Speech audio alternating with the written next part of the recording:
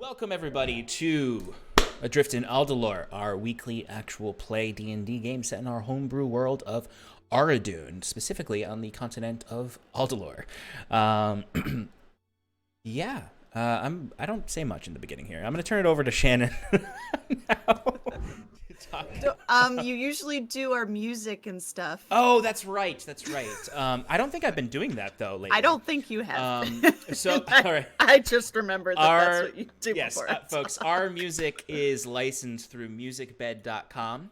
Our Ambience is usually either TabletopAudio or it is Syrinscape. And we use Bardly to play that music to ourselves and the stream, managed by our good buddy Stefan here. But now I can turn things over to Shannon to talk about our partners. Yeah, you can. You've unlocked me.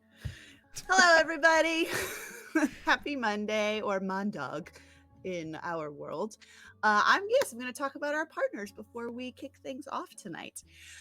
Starting with Arcane Spectacles. Enhance your TTRPG and D&D games with Arcane Spectacles dice sets made in collaboration with Die Hard Dice. With a variety of set colors, you can elevate your gaming experience to your liking. Don't settle for ordinary dice when you can have top quality sets from Arcane Spectacles and Die Hard Dice. Roll the dice and upgrade your gaming gear today. Visit them at arcanespectacles.com. Scarf's falling down. arcanespectacles.com. Next, we have Underground Oracle Publishing. They are a best-selling, Emmy-nominated TTRPG publisher building new and exciting settings for the cipher system of every genre you can imagine. Each setting includes everything you need to explore its unique world, including lore, species, descriptors, foci, creatures, ciphers, artifacts, and all of the rules that you need to play. Their current focus is Harrow the Blighted Plain, a crystal punk fantasy setting filled with fungal oases, massive sand seas, and long-buried magitech. For as little as $3, you can join their Patreon and help shape Harrow and each of the worlds that they create. So go do that if you haven't already, because they have amazing content. Yes, they do. Next, we have Edward Yorke. Eddie is our character artist. He is an illustrator based in the UK who makes art for games and books. To visit his portfolio and get in contact with him, visit eyorke.com. We also have each of our new character portraits in our Discord, so if you have not yet joined our Discord, go do that and check out our new character art because it's fucking awesome. Our latest partner is 1985 Games. They create affordable, accessible, high-quality accessories for D&D and other tabletop role-playing games. Sean uses their NPC cards and creates wonderful, yes, like those, creates really awesome NPCs for us that are extremely memorable and very fun to interact with, and they're all based on these cards. So go check out their other stuff because they have other things besides those cards, and you can use the code Paradice Prod for 10% off your entire order, and that's Paradise with a C. And I can't see it any other way now because this looks correct. When it's spelled with an S, it just looks wrong. It looks very wrong. Looks so wrong. All right, miscellaneous things. We are officially on the home stretch of getting our campaign 1 backlog up to date. I have everything I need to start getting those out. So we're going to be releasing those in 2s or 3s until we're all caught up. There's only 13 of them left that need to go out? Correct, 13. Something like that. Yes, so those will be coming out hopefully this week. Let's see what else. We've got recaps on Discord that Sean writes for us every week. So you can read about what happened last week super quick. You can also catch the VODs of the Sean and Shannon Power Hour, which I believe those are all up today. I think yesterday's went live today. I have to double check on that, but I scheduled it for today. If you are interested in sponsoring an episode or 2 of Advantage in Paradise, Adrift in Aldhalor, shoot us an email at paradiserpg@gmail.com. Last and certainly not least, thank you all for being here and for your amazing support. Join us in Paradise here on Twitch, Twitter, YouTube, Discord, Instagram, and TikTok. All the places. All right. You done? Yes, I'm done. I gotta fix this right here because we're incognito. So, Yeah. right, so incognito, right? Yep, change the scarf color. Change the scarf color. It's not on my head either. It's on my neck. Last announcement before we jump into the recap for last week's episode.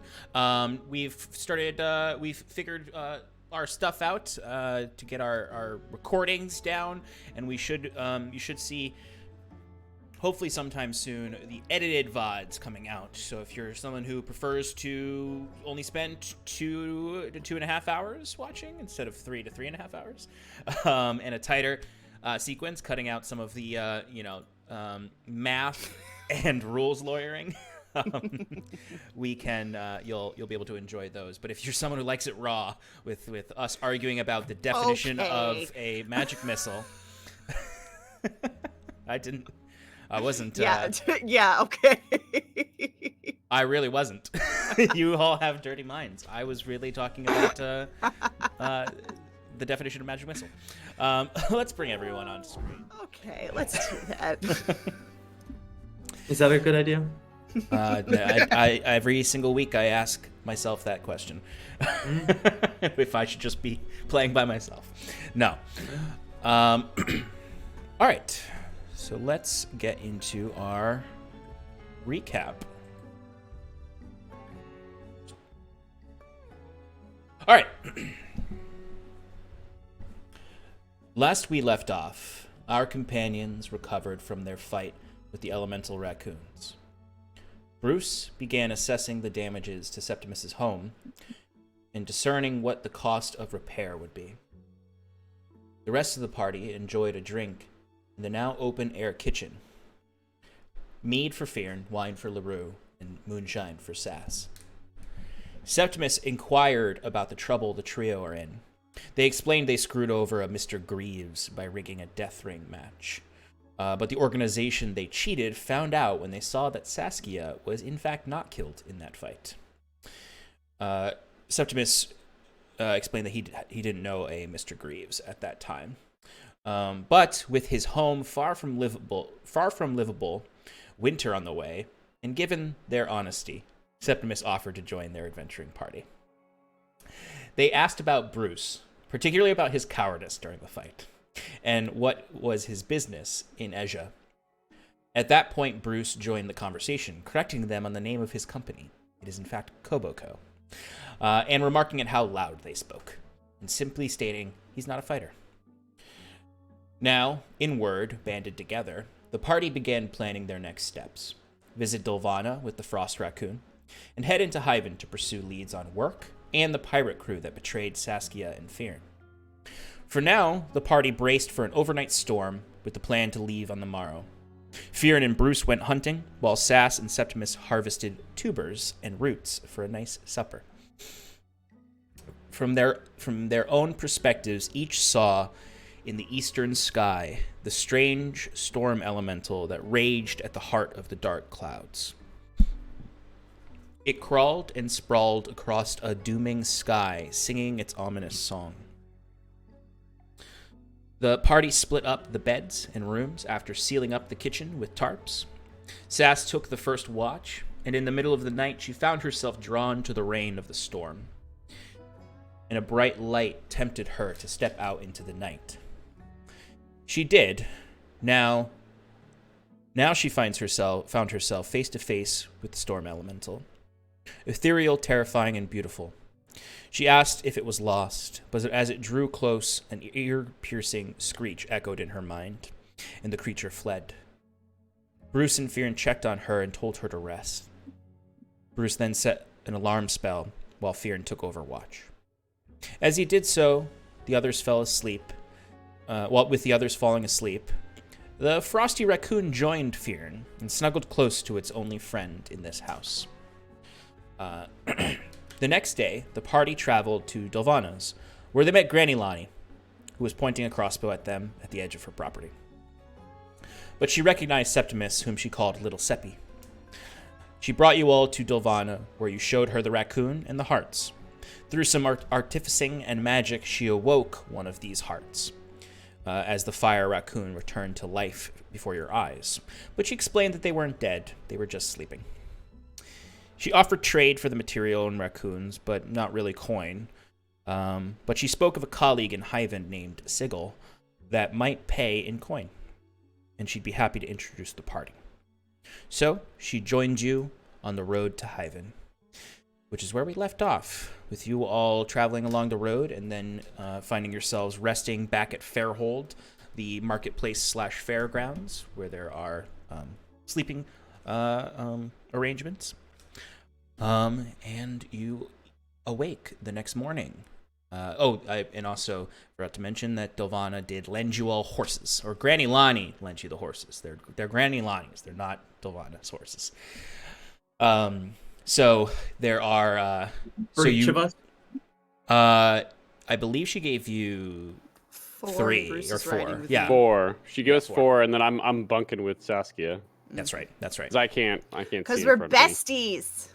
It's definitely because Yeah. you're besties, Yeah. not because Bruce is almost Blind. completely blind. Tiny little, Also, he's tiny.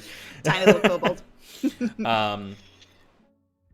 Okay, so you awake to a colder than normal morning. There is this mist in the air as you can feel the very gentle rain dropping. And it's actually, for those of you who don't have tents, it's probably what woke you up was the rain first. So it's a bit chilly out. Not a lot of folks around. Usually when it's a rainy day like this, there's not a lot of business in Fairhold. Although there are some farmers who are setting up it's Monday. It's Monday. So there's actually no one there because the Fairhold is closed on Monday. It's only used as a campground on these days. So you are actually alone in this place that the last time you were in was rambunctious and full of life and full of families and farmers and all sorts of communities supporting each other. It is almost eerie in the coldness of it here and the mist and the chorus of rain all around you as you awake. It's a bit of a miserable day, I guess, is what I'm trying to say. So, what would you like to do? Who's got the goo? The bucket of goo. I imagine the goo is by the horses. Cool. I would like to, once I wake up, I want to go stick a finger in the goo, and I want to try and use it as glue on my cracked pearl and see what happens. Okay. Yes, that's also another thing I didn't mention is that your pearl had cracked when the screech went into your ears. Yes, it did, and I said, she's gonna be pissed. Give me a Constitution saving throw. Sure. Crap. Hold on. I have... DC's 10. Well, I rolled a 6. Okay, roll me a D10. Okay, a D10. 7. 7.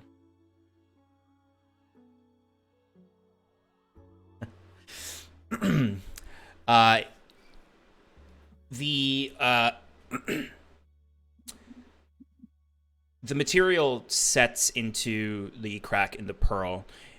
It's first of all, when you dip your hand in, this stuff is viscous. Like it's like your finger comes out and there's like that almost like webbing effect of slime. And first of all, it's also like foamy right now because of the rain. Almost like a detergent effect. Yeah. And your finger tingles, of course. And you can see like the longer it's on your finger, there's like little streaks going through your skin, like almost underneath the skin, like veins of light. As you can see, it kind of your finger starts to freeze. Oh. What do you do? I try and wipe it off, which I imagine it just gets all over my hand. Yeah, it gets everywhere. Shit. Hands start to freeze. Shit. If anyone wasn't awake, they awake now to the chorus of shits coming from Sass. Is it still raining? Yes. Can I like try and like wash my hands? I probably would have been awake already.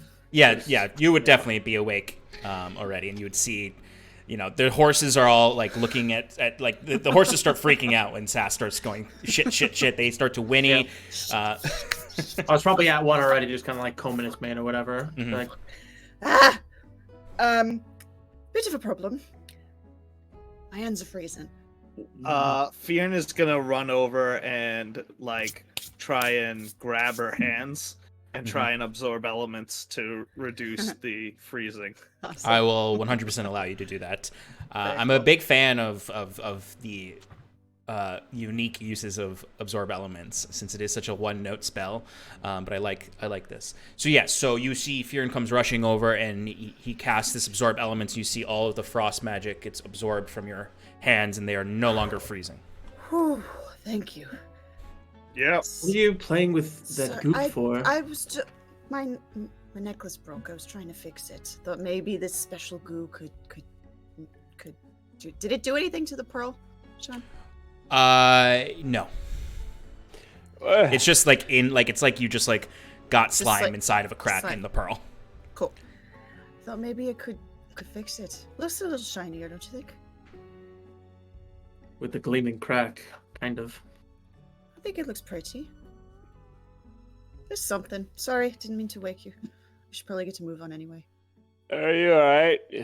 Oh yeah. Bruce I'm is still good. laying down. He didn't get up. I imagine that comes from the tent. You just like see Bruce's like tail sticking out the front flap. Yeah, good. Yeah. Good. Thank you for your... Yeah. Well, gather everybody up, and once we're all set, there's no reason to stay here. Close for the LaRue, day. Can I have a refresh on the hair dye? I think the rain kind of washed it out. You just hear from his tent. One moment. And within like the next 5 minutes, you see the tent starts to get disassembled, but in such a way that it stays like above LaRue, so that he is kept out of the rain as long as possible. Mhm. And finally, at the last moment, he like flips up the collar of the trench coat and like throws on like a cloak and comes over and he's like, okay, one moment. And he takes some some dye and rubs it in your hair and goes, and the rain should do the rest. It should hold for the rest of the day. Thank you very much. But yes, you can gather yourselves up. Dolvana actually, at first you don't see her anywhere around you. The only person who really saw where she went is Septimus, because he was up early. Dolvana was just off in the brambles and the brush and the nearby copse of trees. She comes back wrapping stuff up in some cloth and putting it in her pouch. She leaves no opportunity unspent trying to gather reagents, herbs, and anything that she could find or forage. But yeah, if there's nothing else you want to do at Fairhold, there's not really much to do, truthfully. You can hop on your horses and start heading into town. It's not going to take you very long to get there. It'll take the better part of the morning, but you'll be getting to town around noon, because your 2-day journey is shortened by the horses that you've used. Sean, as we're traveling, I want to like saddle up next to Dolvana and ask her a few questions. Sure. Hi, Dolvana. Oh, hey there, precious. How's it going? Well, it was a messy morning.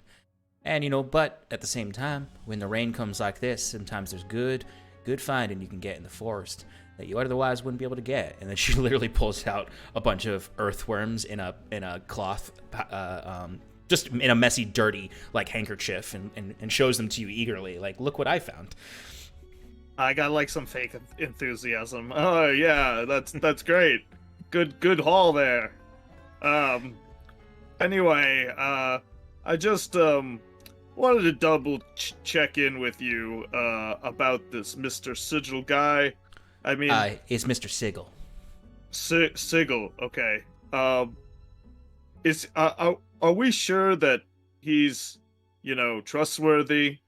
I mean, my companions, they're nice and all, but they're more inclined by money and don't really care for what could happen to these spirits, and I would like to see them, everything end peacefully, if you know what I mean. Oh, I understand completely, darling. It is absolutely part of my own prerogative that these creatures are brought some kind of peace or are left to their own devices in a safe way. I don't enjoy the slaughter and bondage of elemental forces that some of the folk in Hyvin are far too eager to embrace. In Mr. Sigil, he, as far as my experience with him, he's got a mighty fine aura to him, if you know what I mean.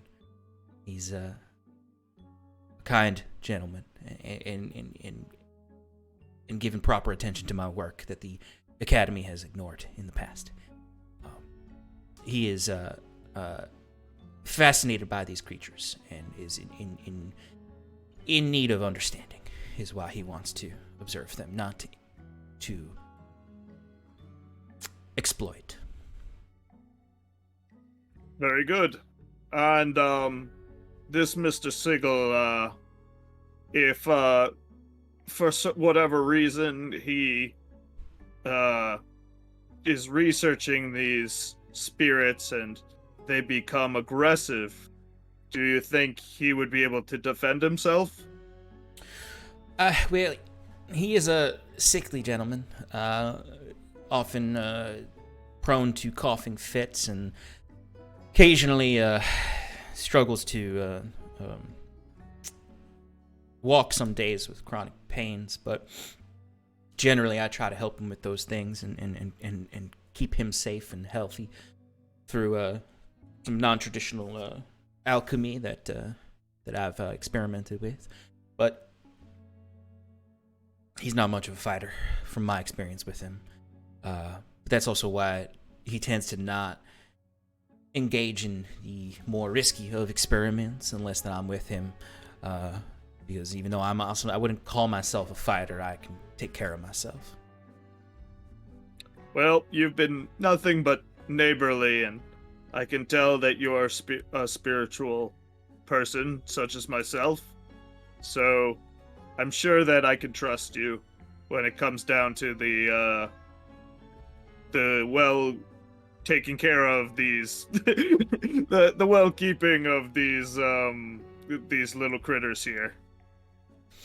Yes. If you need an arm or a sword, you just call on me. Well, I always have use for muscly gentlemen such as yourself, Fearn. But I appreciate your trust in me, and I believe I can trust you as well. I trust, my good friend Septimus. Your other friends remain to be seen. That fast talker has got a bit of a attitude, especially when it comes to the natures. But Gloveless is harmless. He puts up a big talk, but he knows what is right in the end. well, I appreciate you vouching for your friend there. But always remember, though, place your trust where you are careful, because the only people who can really betray you are those you trust. So be careful. And I will be careful of myself. Very good. Well, you want to see some more weird shit? And she pulls out a bunch of like mosses and rocks and just like like you're someone who respects nature, but like you've no idea what the relevance of any of these things are, and she just starts to show you each individual rock and give you the like proper name for it, and shows you little like striations in it and patterns, and then shows you a fossil, and just like an excited kid who just got like a science kit from their parents, just shows you everything. I imagine like I'm like sifting through my bags for things to show her, and like I don't have anything as like something that might equate to her. So like I pull out like I had some elemental goop that was on that I kind of brushed off when I was trying to sell the medals, because I had them all in the same bag and they got all mixed up together. But there's still, I found like a little bit of it that was at the bottom of my bag, and I scrape it out and like I put it in her hand. Yeah, and anything you like, you give her to, even if you give her like innocuous things that you are like, well, this is all I've got, and she'll grab it, mess with it. Like if it's the goop, you see she's like stretching it between her hands and stuff, and she's like, oh, this is absolutely fantastic. This is lovely stuff. Yeah, I figured it was like flammable at least. Yeah, it's a fairly good guess. I'd rather wait to try that out though. Well, glad I could help. Yep, and for the remainder of the journey, you can keep trading things with Sylvana and watch as she marvels at them.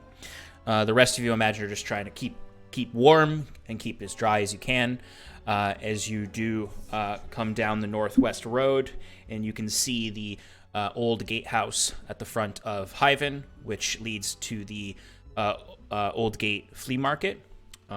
You can either enter through the flea market, or there's the typical roads on the left and right of the Old Gatehouse where the walls have been crumbled, and there's just sort of, there's not exactly like paved roads in that area. It's just like muddy wandering paths that have been created by people just walking in and out of the city.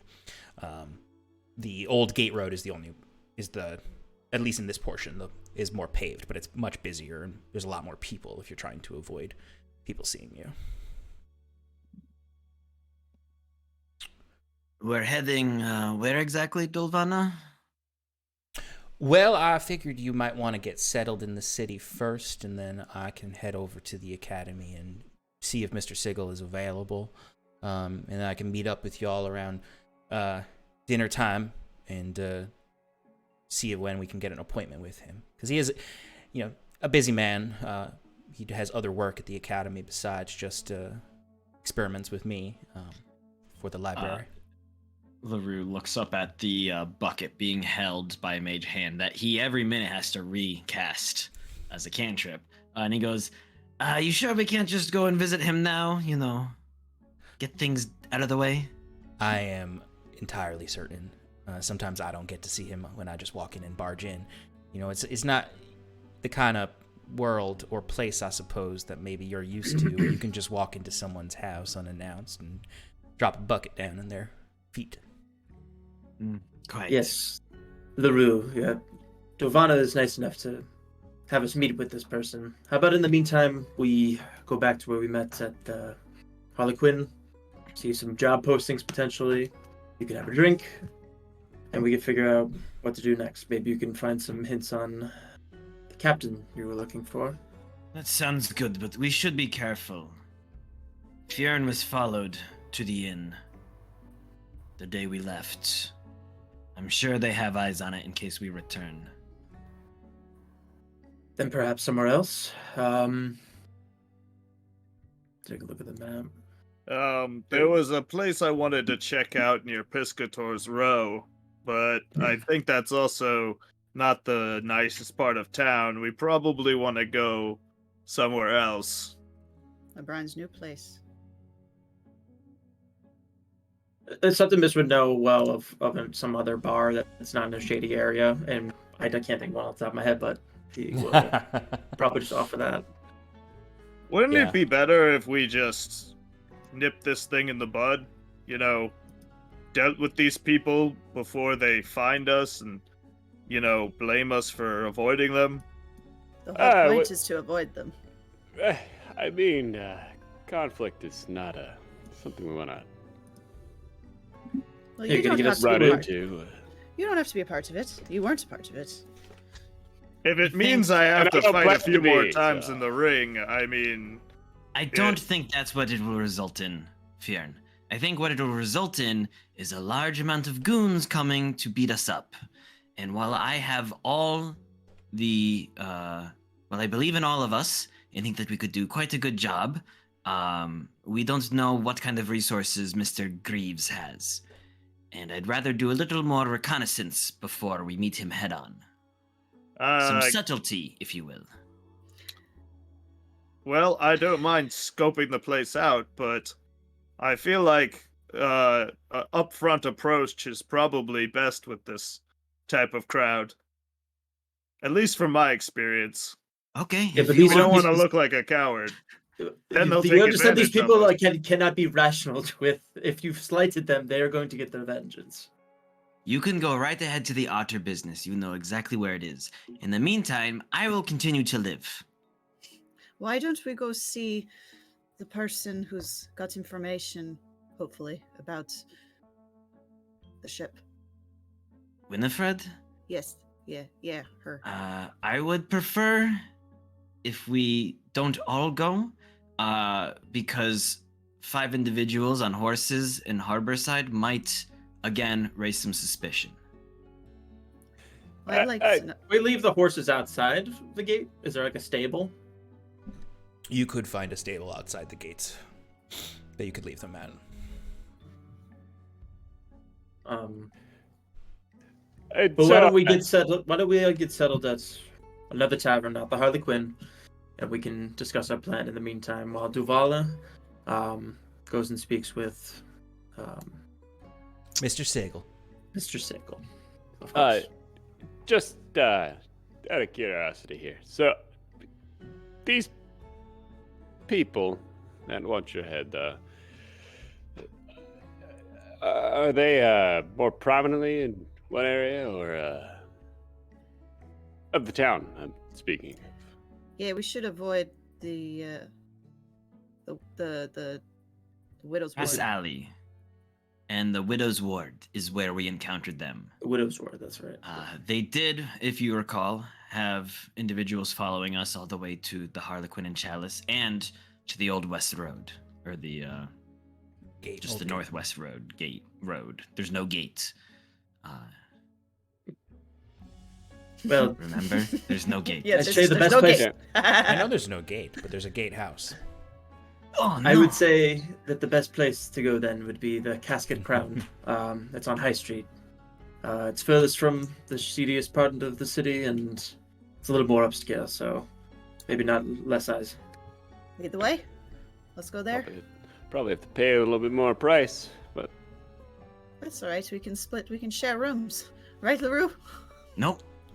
You can all share rooms. Luru says as he immediately starts to walk ahead of everyone. Wait, I don't know where I'm going. Do you know Septimus? where you're going? It's this way. If you do right. want to leave your horses in the stables outside of town, it will it'll just cost you a silver for each horse. I mean, yeah, I feel like that's the best thing to do. Yes.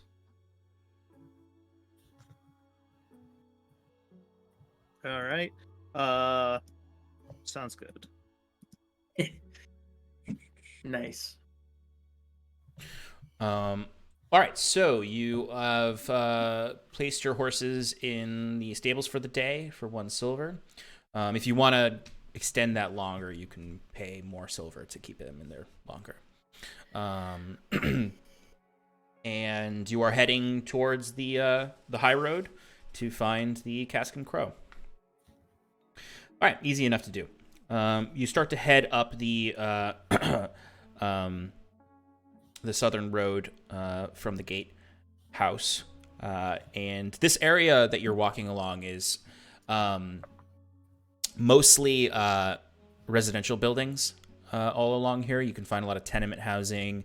You can see tall 3 or 4 story tenement houses. Yes.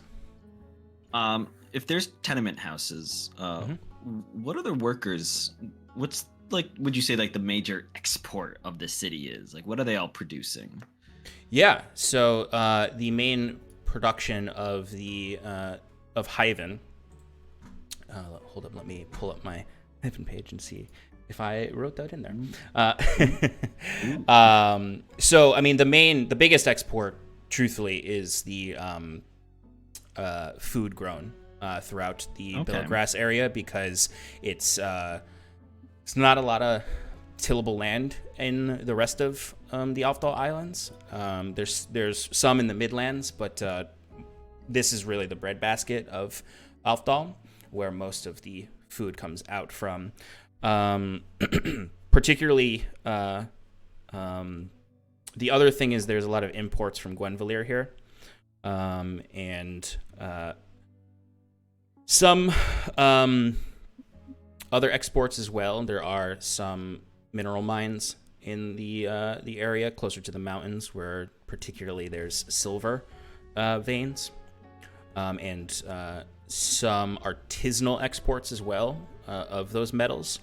There are particularly well-known blacksmiths as well as goldsmiths, actually, in town. So it's costly to get things by land to the rest of the Aldhalor Islands. So the port of Hyvin is quite busy all the time with stuff coming in and stuff going out.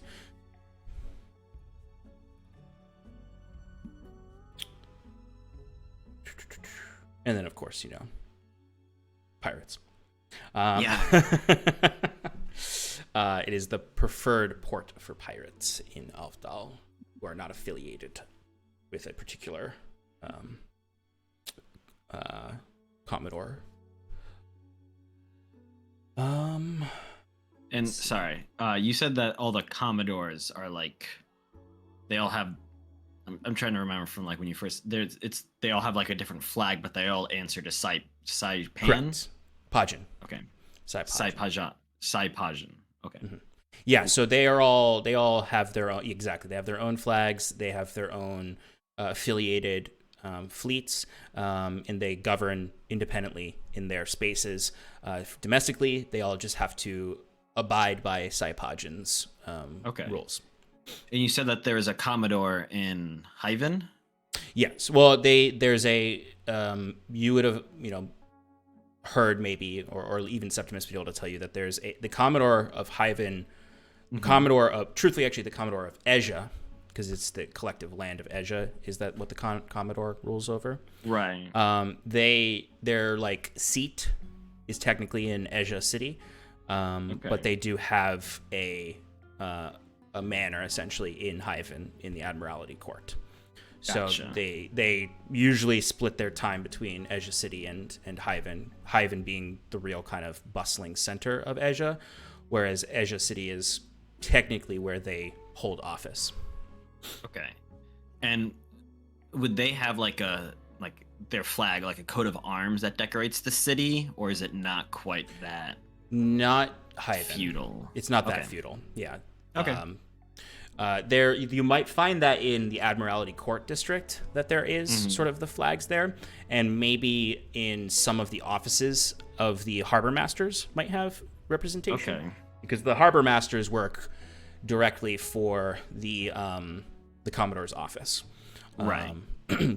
So, but everything else is fairly independent, and Hyvin particularly is a rather independent city, and truthfully, Asia as a whole is fairly like there's not a lot of interruption coming from the Commodore's office. You'd actually probably experience more interruption from Saipajan's seat, less so these days. But like even as Septimus had told you all, like his family got their property in Asia from a land movement through Saipajan's governance. Okay. Land Cool. redistribution. Thank you. No problem. Enough about the good questions. Thank you. That's what I'm here for. I don't actually want to play a character. I just want to learn about the world that you made up in your mind. Yeah, this is now officially turned into an independent study with me and Stefan, just exploring the history, cultural, and economic history of the Aldhalor Islands. We'll just turn this into a news podcast. He could be like the political section. I'll be Sudoku. It's like, all right, yes, Mr. LaRue, what is your opinion about the collapse of the cost of the price of silver out of the edge of Straith? How is that going to affect the rest of the Aldhalor Islands? Well, if I can be honest, it's a pleasure to have. It's a pleasure to be on. Thank you so much. It is in my professional opinion that this may result in a new dominance of the market from what's the mining place where they have the slavers? Oh, oh my God, it just left my brain. Mirzan. The Mirzan may actually be able to use that their crude but efficient methods to flood the market with cheap material. Though once there's a recovery, I'm sure Ezra, as it always does, will pick it up by its bootstraps. You bring up a good point here, LaRue, about the Zan. When is Sai Pajin going to condemn And this their... is an example of what gets cut out of the Ravats. When is Sai Pajin going to condemn the Mirzan and their crude methods? All right. Whenever he stops putting his tail between his leg and running. I love it. That's I what could I'm actually calling do you, that for like, 3 psych. hours. Hey, I could do that for 3 hours. Can I interject here? Can I interject here, Septimus? Oh, yes, that's right. Thanks for having me Septimus. on. We have one of the working class here with us today, everybody. I who's going to tell believe us from their perspective. I think we're just walking on eggshells here. Like, Sai Pajin is the one that is privately funding these slave groups behind closed doors. Like, I'm gonna be the one to say it. I'm gonna be the one to say it. That is quite the accusation for primetime television. I hear that his favorite ice what is cream going is on? pistachio. What is going on, What does Sean? that even mean? That's ridiculous! Ridiculous! Ridiculous! I can't believe you even. That's right. That's right. We need to hear from our representative from Kirinor here. What's Halcyon's opinion on all of this? All right. I don't give a shit about it. That's going to We be have- our we have little children mini in the show that we workforce, release. Patreon? Yeah, right. Yeah, the Aldhalorian times. All right. Where were we? What are we doing? We're walking A to drunken the argument. cask, Going to the in Cask and hotel, Crow. probably, cask yeah. and crow. Oh my goodness. All right. All right, so as you pass the tenement houses that sparked this entire conversation, you would find the high road curves into a rather significantly nicer area that kind of flows up this causeway that leads up to what you can see is Admiralty Court, which is the literal, high noble district because it is literally on a rock above everyone else. I'd like to keep an eye out as we're walking to see if we're being followed by any of the people that we are presume is looking for us, or for a particular rogue that I have beef with. Of course. Go ahead and give me a I'm right perception here. check. Not you. Oh, Scarlet is right behind you. She's Or ghost. a ghost. She is a phantom rogue. 12. That's true. 12. Okay. So I mean, it's there are crowds of people that you can see. Most folks are not like walking in the street unless they really have to go somewhere. Most people, if they're outside, are either like inside their carts or inside their shops with the windows open. Those sort of roadside shops where the front window can be opened up so people can buy directly from the window.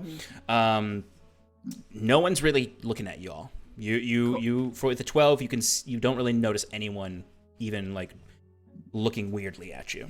Okay. So And I no was- sign of any beef. No sign of any rogue beef. She's distracted because Septimus keeps pointing out the architecture in the area. Yep. And describing it.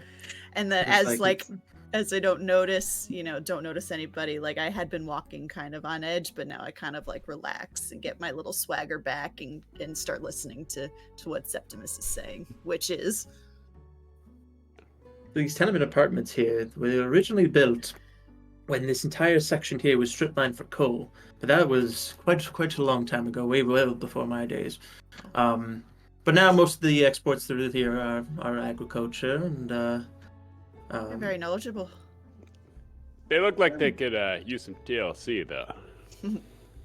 I mean, who cares for vernacular that- architecture? GLC. Back in Domuzerum, there was this beautiful Baroque style architecture, very grand, very strong. It was That's- broken? No, Baroque. TLC. like you've never- broken, like it needed repair. Hey, No, Bruce, broke. do you work out in I don't know what accent that was. Do you work out in the fuck do you say, LaRue? Did I will not Construction. entertain this conversation, for you do not understand the high things in architecture. if it's broken, Bruce might be No, it's doing different things. Baroque. I mean, Yeah, I'm still jeez. hearing broke. Yeah, I'm hearing broke also, fast talker. I think TLC stands for tile, lumber, and concrete, right? That makes sense to me. I'm saying I'm talking to the raccoons. I got one in each arm. They're like they're scratching me, trying to escape. I can't pet them both at the same time. Well, on that note, the Cask and Crow is right across the street over there, and this is where I'm gonna leave y'all to head up the causeway to the Admiralty Court to the Academy. I'll meet y'all here around supper time, and we'll figure out when we can head on over to talk to Mr. Sigel. It might not be till tomorrow, but hopefully I can get you an appointment tonight. Very good. As always, thank you, Devonna, for your hospitality. Thank you very much. Help. Nope, that's your accent. God damn it. It's too catchy. You're sounding a lot like me now, Really appreciate Saskia. Maybe I should just start talking like that. You know, help with the disguise. It's not a bad idea. I didn't even know y'all were disguised. All right, I'm gonna Did you not head. see the hair? She I never have- saw us before. I have Oh, only that's true. met you just the other day, and That's true. My hair's But it not feels usually... like a lifetime. well, I don't need to know any of that because that all sounds like sticky stuff, and I don't want any of that. So I will see y'all at supper time. Bye. She walks away, and you are left in the rainy streets looking at the Cask and Crow, which looks like kind of like a traditional pub style, with that kind of wooden exterior, with the partitioned windows, with the wrought iron designs over them, with no painted advertisement of a giant Harley Quinn with a massive chalice, just very simple gold metal letters, the Cask and Crow. Very, very classy.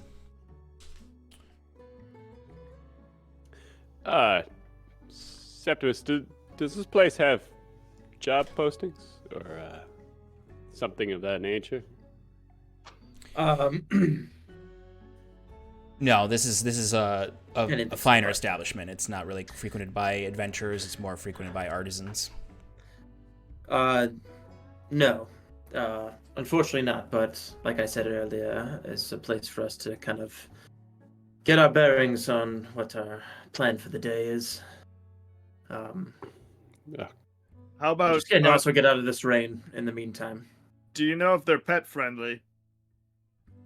I would imagine not. Okay. Maybe I'll wait out here then. Try and get me a room. Well, we don't necessarily need to get rooms here. We can just go to the bar, order a drink, and sit chill at the tavern and talk. So Because this is a little more pricey. I'm sure I won't be able to afford any sort of room that's here. Price Well- means nothing, LaRue says as he swaggers into Does that mean the you're paying? tavern. Great. Not for you. I guess I'll just wait out here with the raccoons then. I'll wait with you, Fearn, so you're not by yourself. Fearn goes out like near the entrance of the like right outside of the entrance, and he just like sits down in a puddle with the two raccoons I'll on his sit- lap, I'll and he's sit just with sitting you. casually like this is completely normal thing to do. Can I hold one? Sure. Be careful. Don't scratch them behind the ears. They don't like that. Noted. Which one do you grab? The fire or the frost one? The fire. Yeah. Give me a Constitution saving throw. Immediate. Oh, this is better. 15. Okay. So the raccoon, give me an animal handling check, actually, also. Oh no. Oh, okay, 18. Okay. The rest of you, though, go inside, right? LaRue, Bruce, and Septimus. Excellent. Yeah, so the raccoon at first is really fussy. And you grab it, and it's like if you've ever grabbed a cat that doesn't like being picked up, and it's just like just moving its arms and trying to get out until eventually it twists itself around so it's facing you, and then just like grabs onto your shoulder and pulls itself up. So you're like almost holding it like this, and then it starts to you smell the scent of burnt hair. Oh no. And burnt dye. But then as soon as you kind of like it gets comfortable and you start to pet it, like the fire comes down and it's just a nice warmth now actually in the cold rain. And it's just making this little like quiet like squeaking noise as it's just sort of sitting comfortably on your shoulder and looking around and you don't realize it because you can't see it, but they are just pulling stuff out of your bag and looking at it. Just with their little hands, just like. Not so bad. Yeah, they're a little curious guys, but you know. What the fuck? Get out of there! And it drops it, and then like you can see like it's actually now standing on your shoulder, and its like hands are on the edge of the window, and it's just peeking in right now. And licking the glass, and you can see it's slightly melting the glass. No, we're gonna stay out here. Come on. All right, and you can see just like steam coming off of it as it's raining. But inside, when you all get inside, it is lunchtime at this point. So you can see there are. You walk in, there's kind of the musty smell of wet boots in there, even in this nice tavern. People are still walking about in this rather miserable rainy day. But you can see there's about 5 or so customers around, sitting at tables together, eating. The lunch rush is either just finishing, as far as you can see, or it hasn't arrived yet. As you can see, people just enjoying pints of beer and eating their lunch. Everyone you see, though, is well-dressed. Everyone you see has rings, necklaces, fine clothes. They all look like they come from the same place that LaRue comes from. But mostly there's a few humans. You see some dwarves, a halfling, and then you can see there is a sign that says "Seat yourself." And you can see there is a bar area where a elven woman is currently pouring some beers. Why don't you two go order whatever you want? Find us a table. Sounds good. And Jacques will walk up to the bar. Hey. And Bruce stampers on following. Yeah. Up on one of the stools. You can see there are this is the first place that you've seen people who look like they're the equivalent of a guard working. There's no like uniformed guards in this town. There are just personal guards. And you can see by one of the tables where there is a dwarf and a halfling talking, there is this man who is just standing beside their table with clearly a sword at his waist. He has leather armor you can see underneath his cloak. And you can also see that he is wearing this light blue scarf along with the rest of his garb. Human man.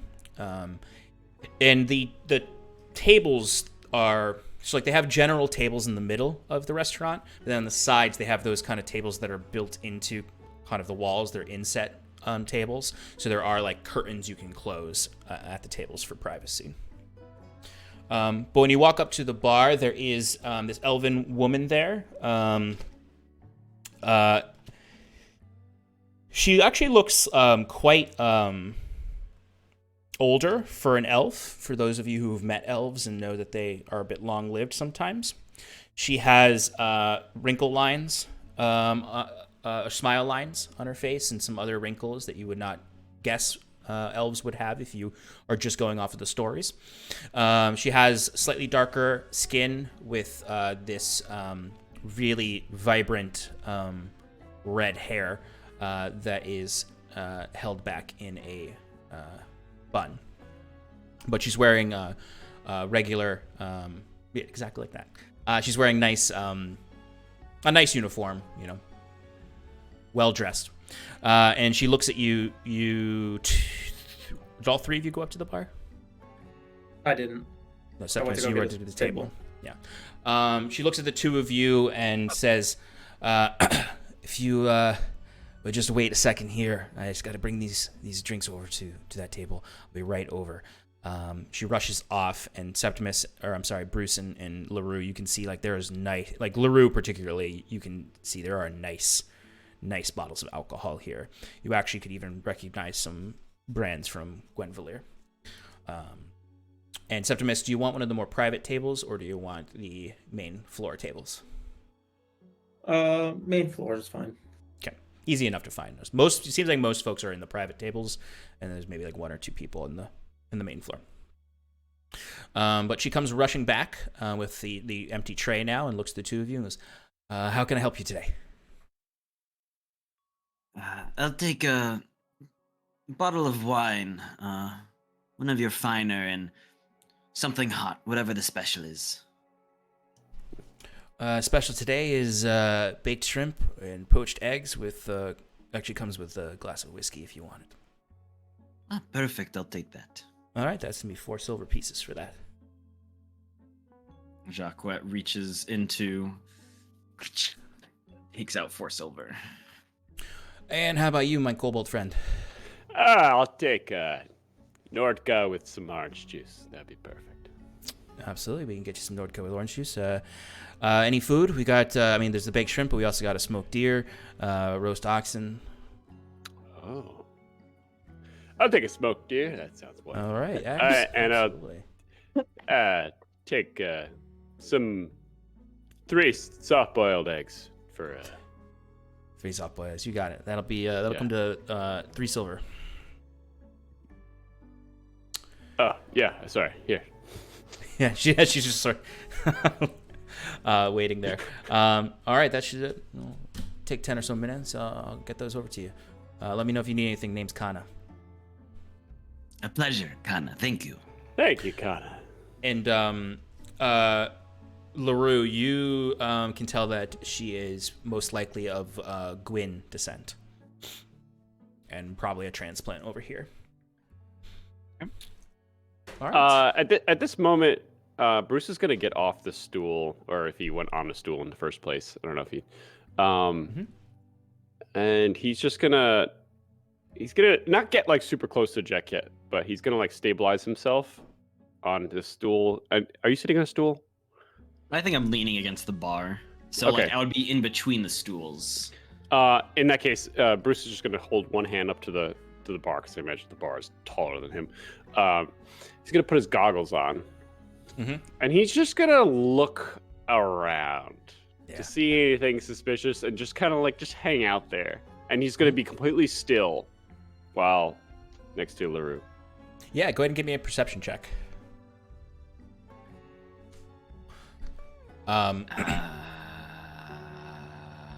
LaRue says. Yeah, as he's just holding on to you and Woo!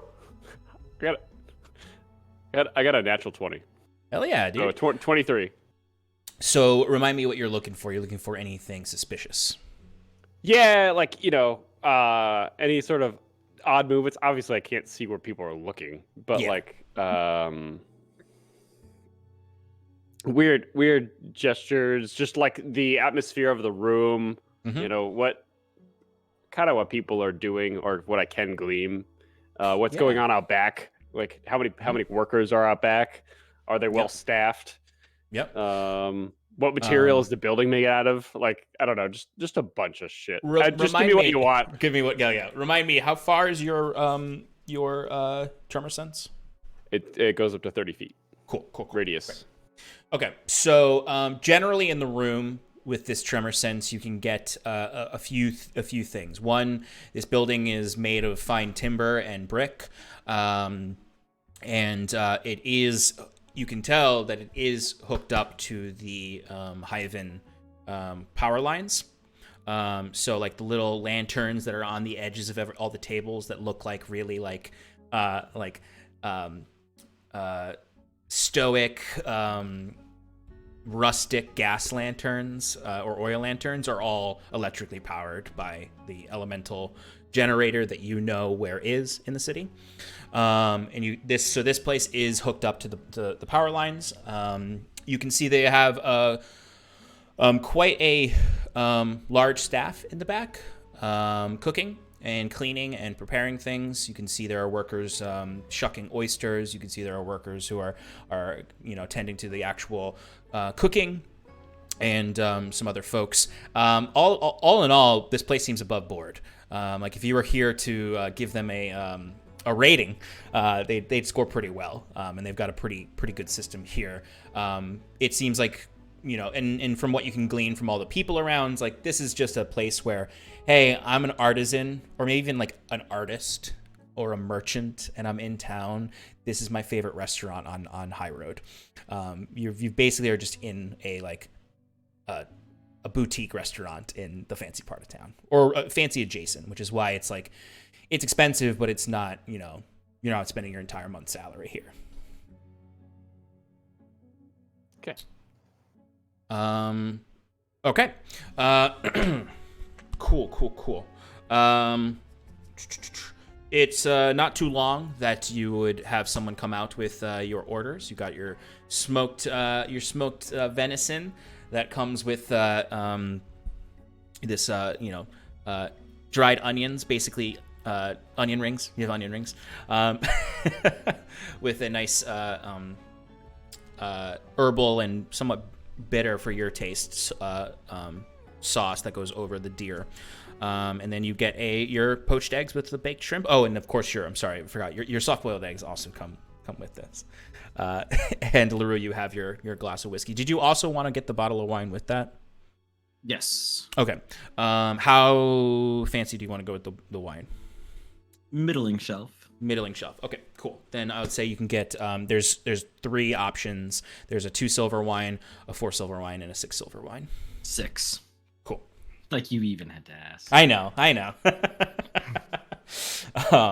There is the cheap ass wine that costs 5 copper, but I know that's not what you're ever gonna drink. All right, so you have a $6 a 6 silver bottle of wine. You've got a glass of whiskey. You've got some poached eggs, some soft-boiled eggs, some baked shrimp, some smoked deer, some onion rings. You got a feast that you can bring back over to the table where Septimus is. Yes. I did not get okay. you anything, Septimus. Fine, I didn't go up there because I didn't want anything. Okay. Come back over. Yep.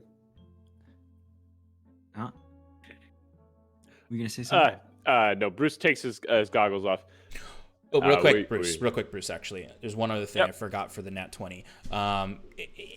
It's not necessarily something to be super worried about, but that guard is watching the 3 of you pretty closely, particularly Septimus. Okay. All right. Noted.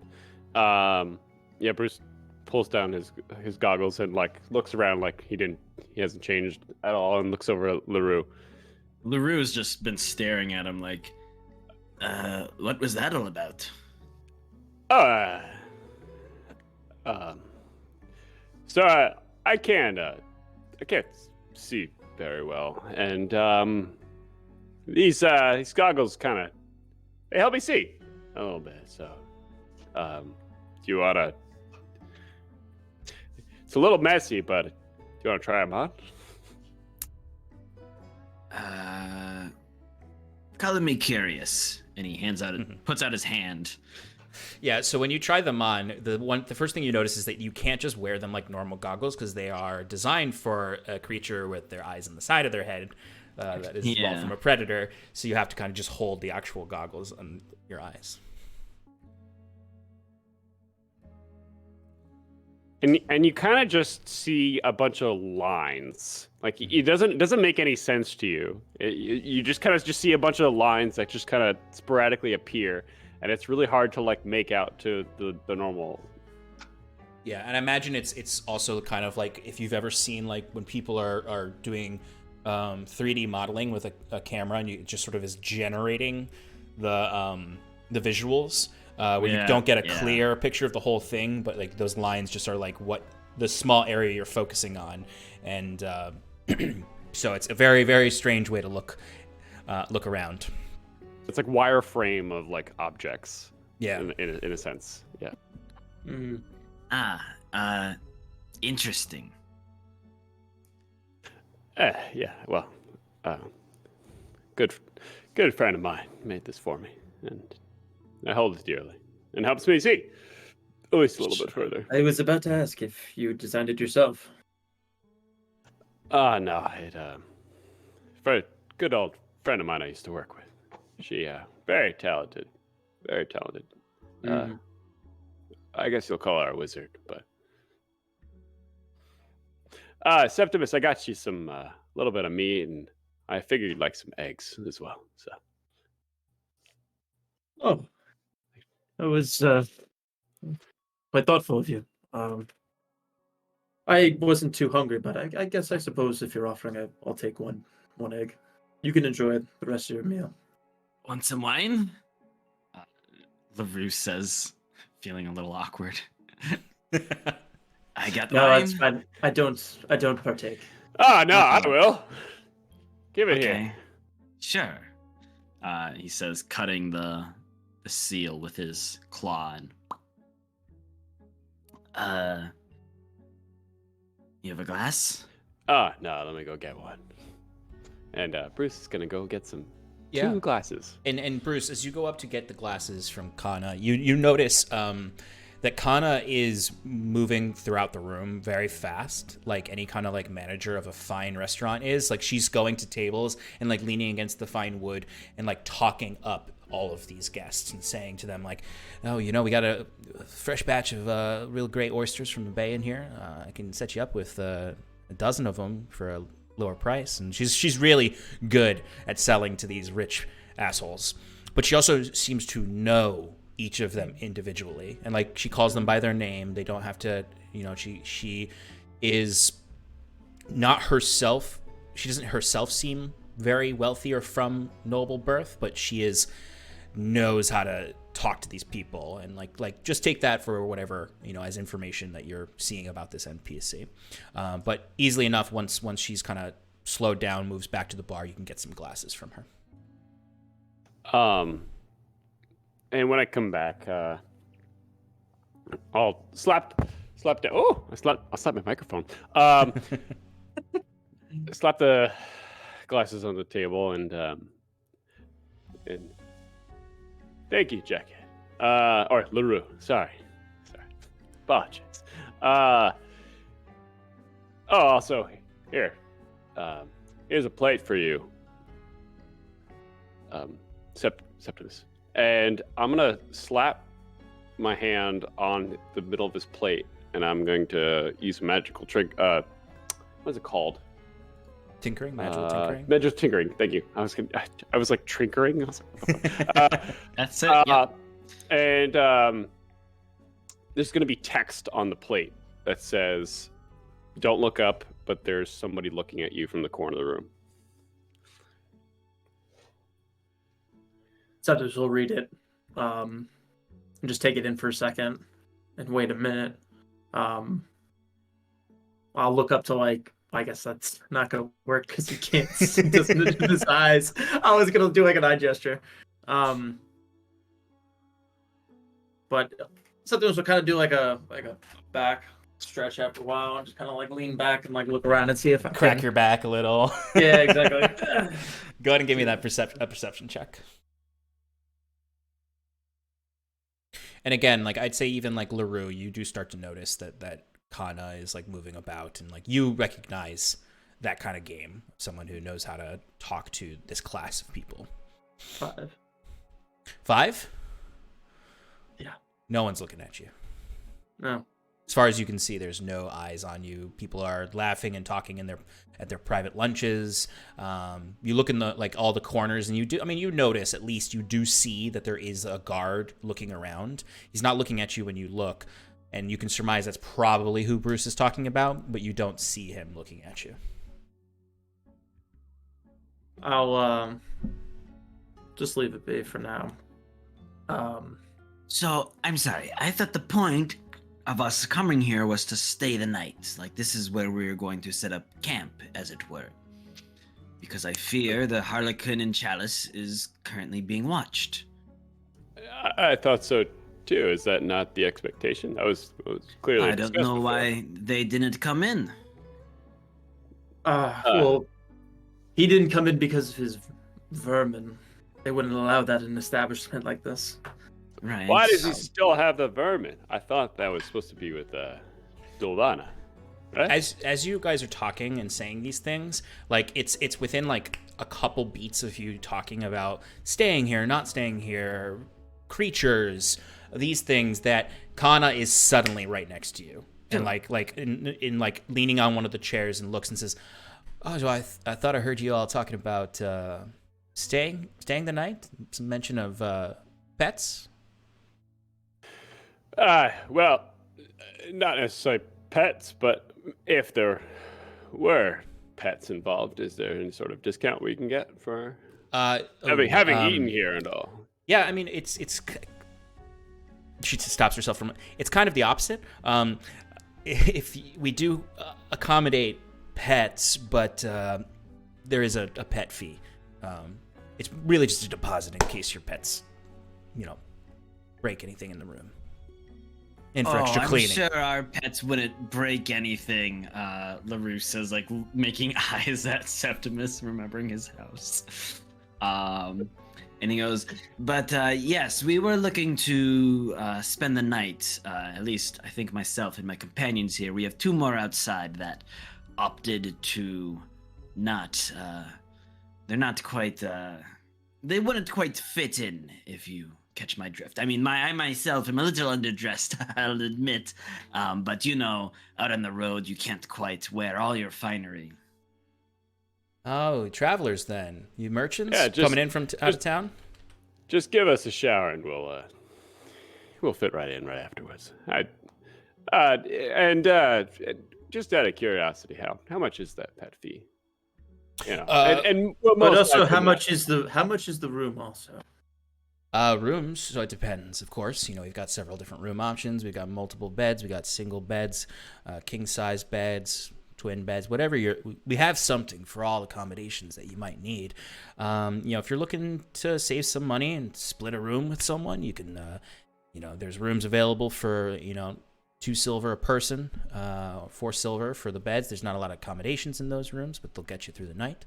If you're looking to spend a little more money, we've got, she looks directly at LaRue, and like her eye goes from the bottle to you, LaRue.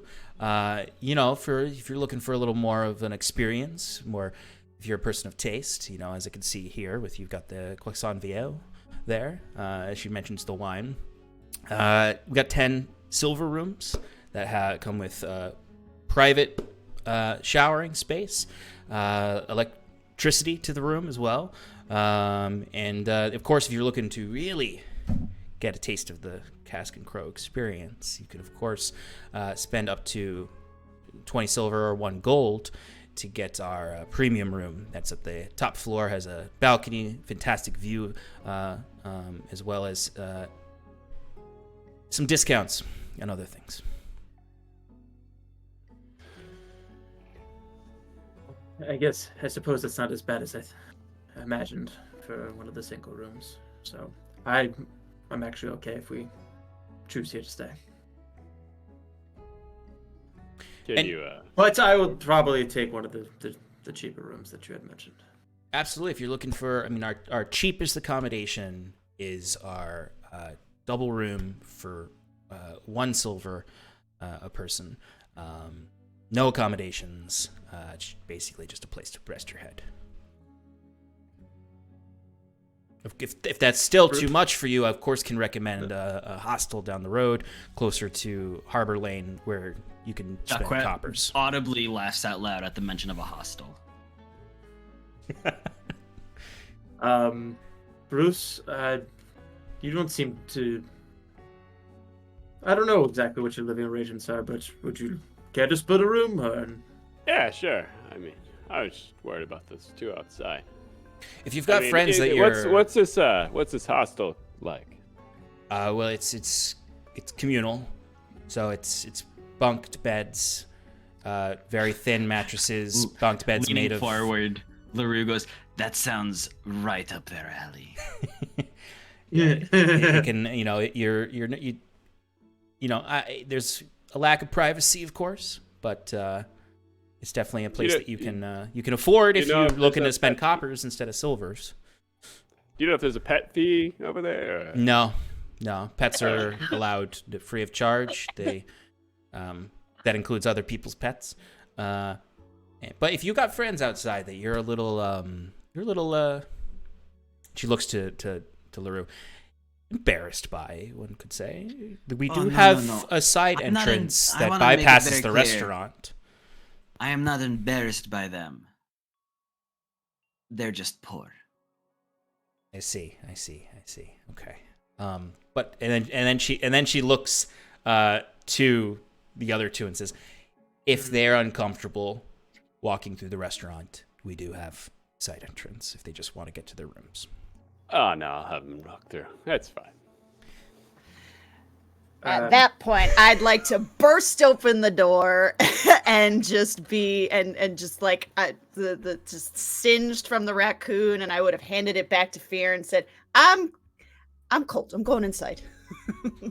Yeah, you guys are soaking burst wet, open the door. by the way. Yep. Speak of the devils, and they will arrive. Oh, welcome. Go ahead and take a seat with your friends. We were just talking about Strong accommodations for the night. Right.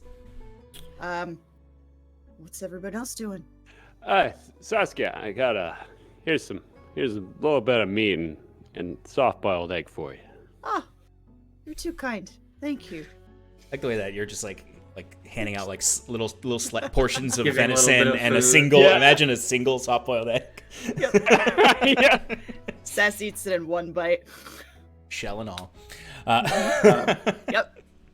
They Well, did it like the appears that- soft-boiled eggs did come in like these very nice little like pewter stands with like half the shell is cracked. And you can dip your toast in it if you want. Oh, I totally just like slurped it out. Yeah, as you're talking to Kana, there's just this loud slurping from that end of the table as Sass slurps a soft-boiled egg. Yummy. It's the best I've ever had. We were discussing that the cheapest room that they have available here is 1 silver per person to split with one other person. So Bruce and I are going to bunk together in one of those rooms. I'm not sure with the rest. I'm not sure about friend LaRue here either. He's got a finer taste. I'll take a room. I mean, Oh, you teleported here? How did you teleport here for? I was You walked in behind. behind her. Yeah, like I basically, the turban that I was using to hide that it's like falling off. It's like drenched in water, and I'm just like, look, I just want to get some rest. What can you take care of these little ones for me? And I just hand them to. She doesn't take them. She puts her hands up and says, "Well, we don't take care of the animals, the pets. We abide the pets for a fee in your space." And they must stay in your space, as she looks at the puddles dripping everywhere and these raccoons crawling on you. So 1 silver per person for the space. If 2 of you are in it, it's an additional 3 silver per pet.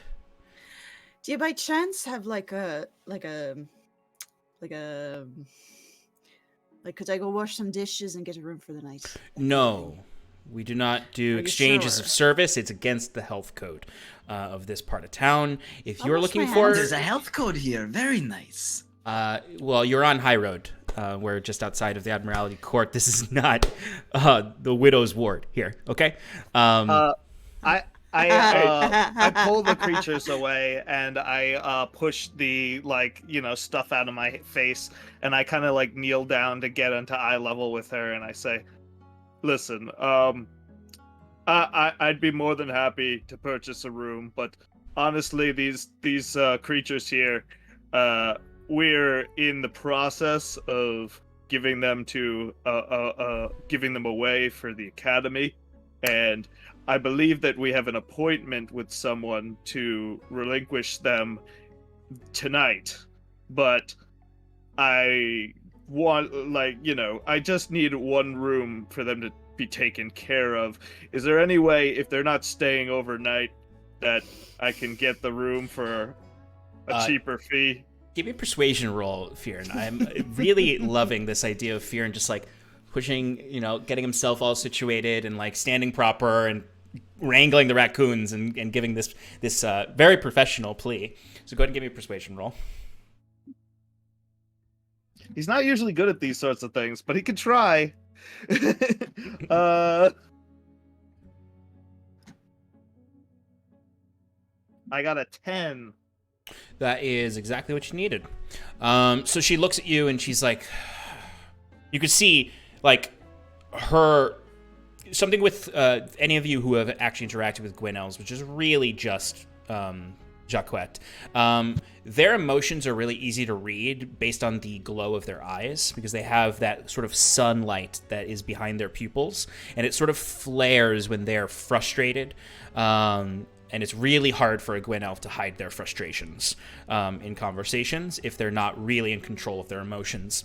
And she is very in control of her voice, but not her eyes. As you can, Jacquette especially, you can see like this almost like a supernova is behind her eyes with how the glow. And then as Fear's talking, they start to simmer down. One of her very long elven ears twitches, and then she kind of pulls.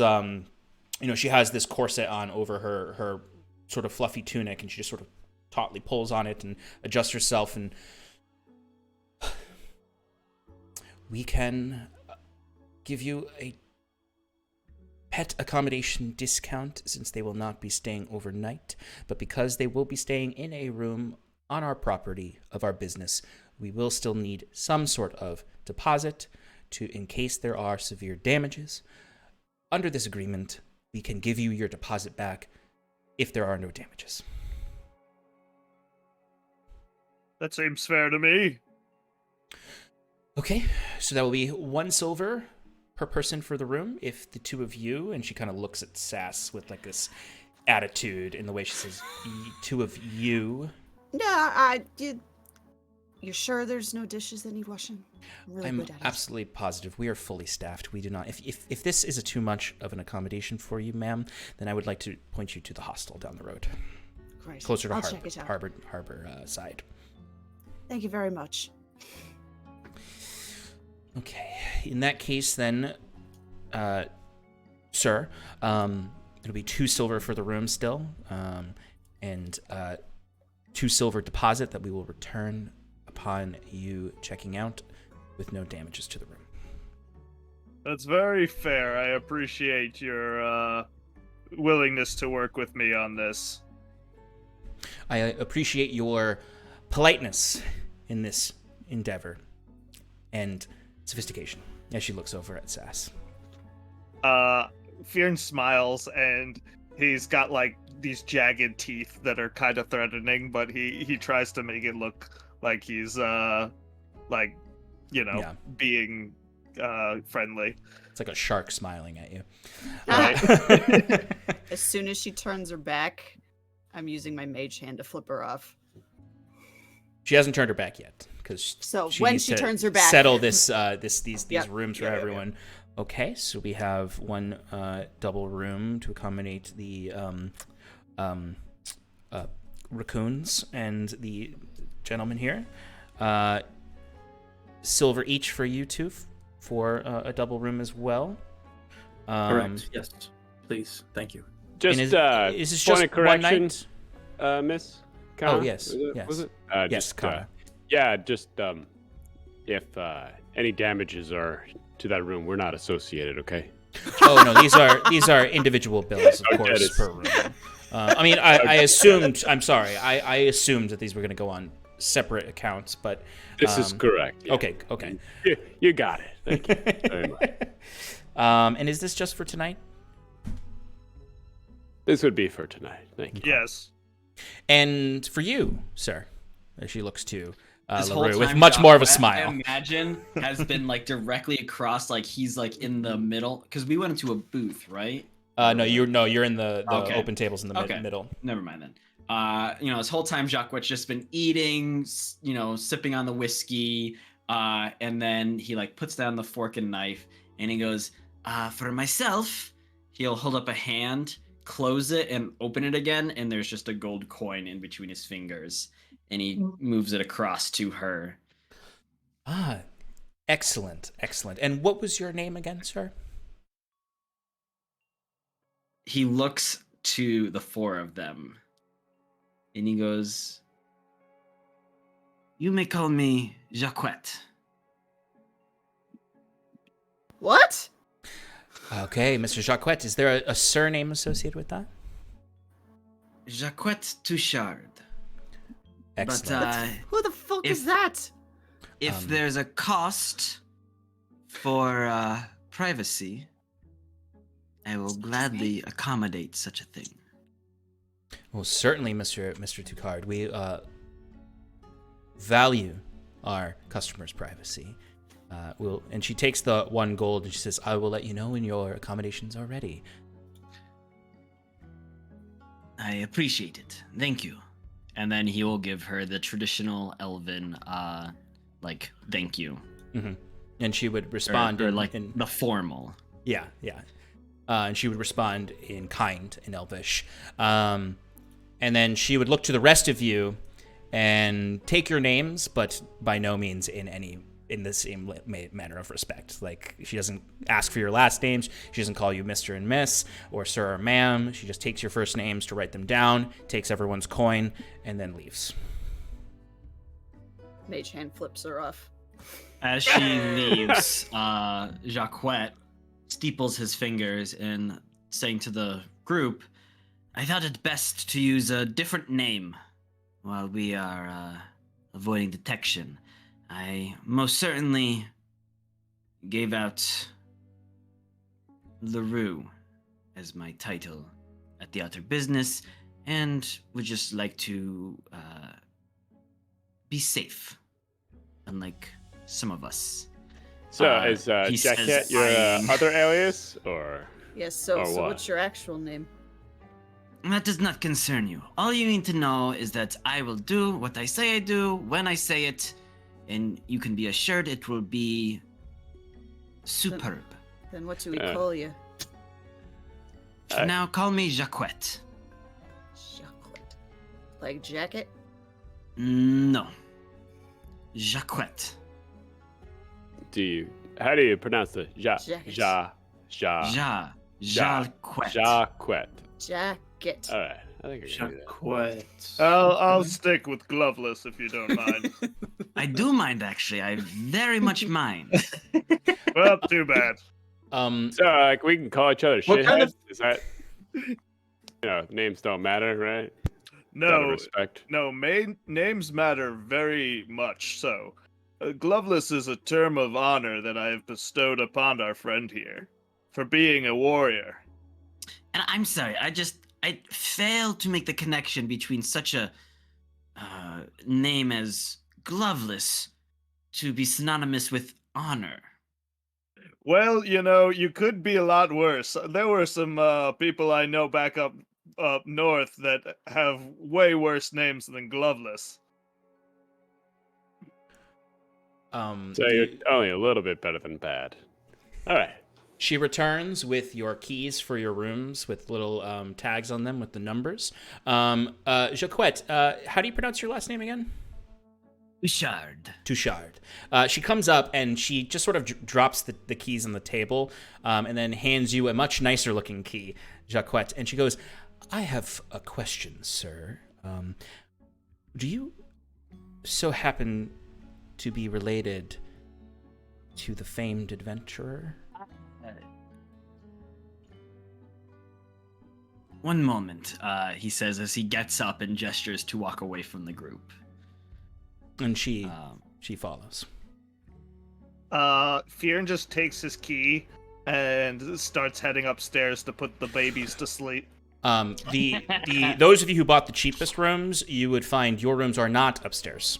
Your rooms are downstairs in the lower level basement, where you're basically, it's like there's somewhat of a walk-up structure to this, where there's a basement floor that does have windows that are opened up to kind of that sunken alley that walk-ups have.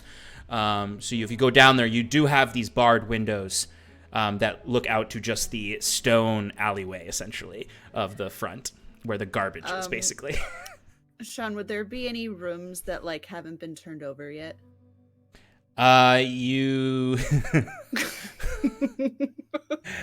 You'd have to do some exploring to find it, because the rooms are fairly separate from the restaurant. Like, they're not like, you can't just sort of see where folks are. Folks do check out at the bar with Kana, but it's hard to they keep everything fairly private and away from the restaurant.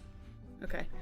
I'll do that, but I'm going to wait to do that until we're, turning in for the night. And I'll just, just so you know, I will be looking for You're going to be trying to sneak into an unpurchased room in the middle of the night. Yes, or a room that somebody just checked out of and hasn't been cleaned up yet. Okay, we'll see what happens later tonight. But yes, Jacquette, you can step to the side and she would follow, and you can see clearly the interest on her face is that of a collector of wealthy and famous people. Yes, aside from the party, Jacquette goes, yes, Renaud, right? That's correct, Renaud, yes. Yeah. Renaud is my father. I prefer if people don't know the connection, given his reputation, and mine is still burgeoning. I completely understand, and I'm sorry if I pressed there. No, it is all okay. It's just so rare to find people of renown from Gwenvalier in Hyvin. Well, I must say, I haven't seen many Gwen elves here. How long have you been in the Isles? It's been, better part of a couple years now. And, I came to Hyvin and started this establishment, and just figured I'd bring some of the... Yeah, figured I'd bring some of the good graces of the elves to Hyvin. Well, Miss Kana, if I may, you run quite the tight ship, and should our adventures keep us here, I know exactly where I will be staying. We look forward to your business, Mr. Touchard. I appreciate it, and he'll shake her hand. Yep, and she'll hand you the golden key with your room. Insight check on Jacquette. Go for it. What are you inciting from afar? What the fuck? What the fuck is he? Is he on about? Yeah, what the hell is he on about? Yeah. Oh, the 21. Okay. I guess what would someone who can't hear the words you're saying be kind of see on your face, Jacquette, there? Yeah. So I think very I'm just trying blurry to remember too. the conversation. Yeah, that's fair. Yeah, I guess would there have been any kind of particular reaction to you talking about your father in that context and the business that you're planning to give to this place? It would have start a little hesitant, I don't want to make the connection, but then being don't it's a pleasure, you're doing great, and then it would be a much warmer reception at the end, with the handshake and the exchanging of the key at the end. Yeah. So basically, you can see, you know, for Bruce, like you can see, like it's not that you're seeing the specific look, but the vibe of Jacquette's nonverbal language is that. I mean, it's very clear. I think just from this interaction, you would probably assume that he is someone that is wealthy and trying not to draw attention to himself. Now in two different situations, both for mistakes he's made here and for maybe mistakes. Maybe he wasn't super clear why he left Domuzerum, but he did, I think he told everyone that he fled because of a tea party he had down at the docks. Okay. So as you all gather your keys and Jacquette returns to the table, I think that's time for us to go to a break. All right, folks, we're going to jump on to a 5-minute break. We'll be back in a couple minutes. Please stick around as our heroes finish their meal and await Dylvana's return and anything else they want to do during that time in Hyvin. So we'll see you all in a few moments. Bye.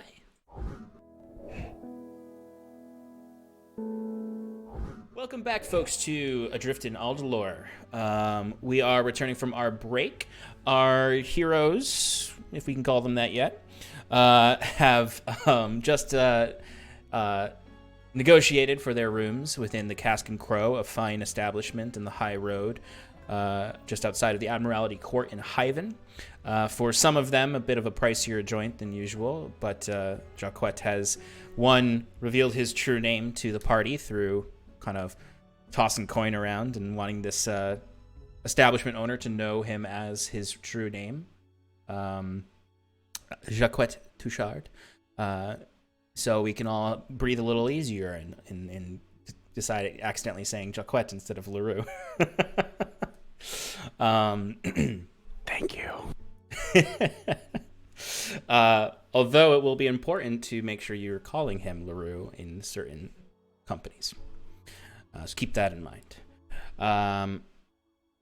And they're just waiting for Dylvana to return to let them know if they've gotten the appropriate appointment with Sigil this evening.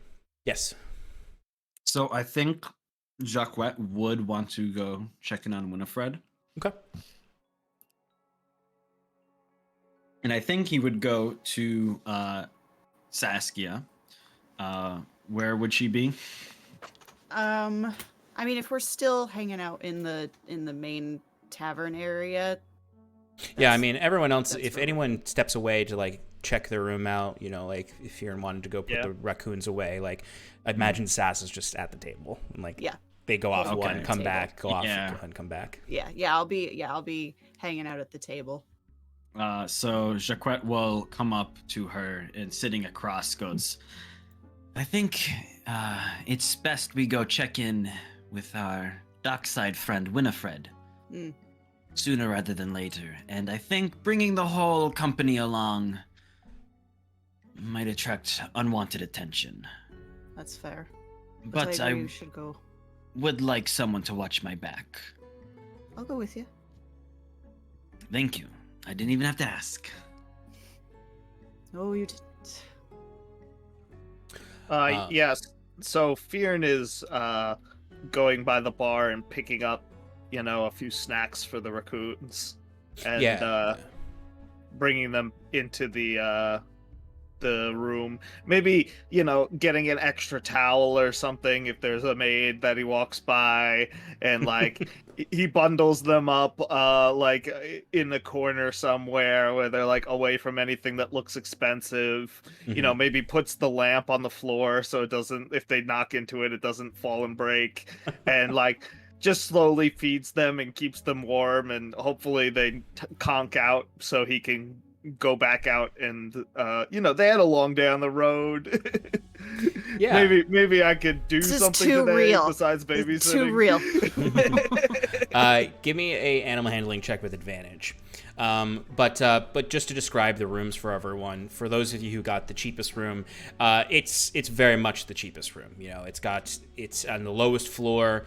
They're typically, the colder rooms. There's a very, very, you don't actually even have like a, you don't have a like actual fireplace or hearth, you have basically this smudge pot in the corner that just has like a little tiny exhaust that goes out, so you can have a very small fire.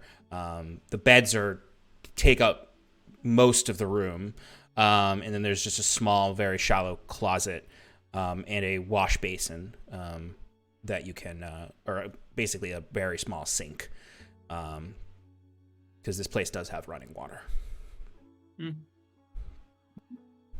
And again, those barred windows that look out to the alleyway. I got an 11. Okay, I'd say the frost raccoon settles down right away, and kind of instinctively trusts you.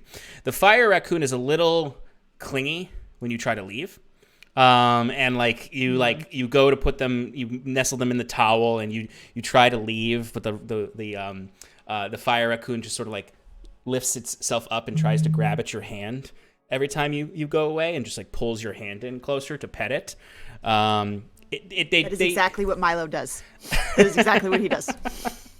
It's also what raccoons do, because raccoons and babies very similar. They both have thumbs, and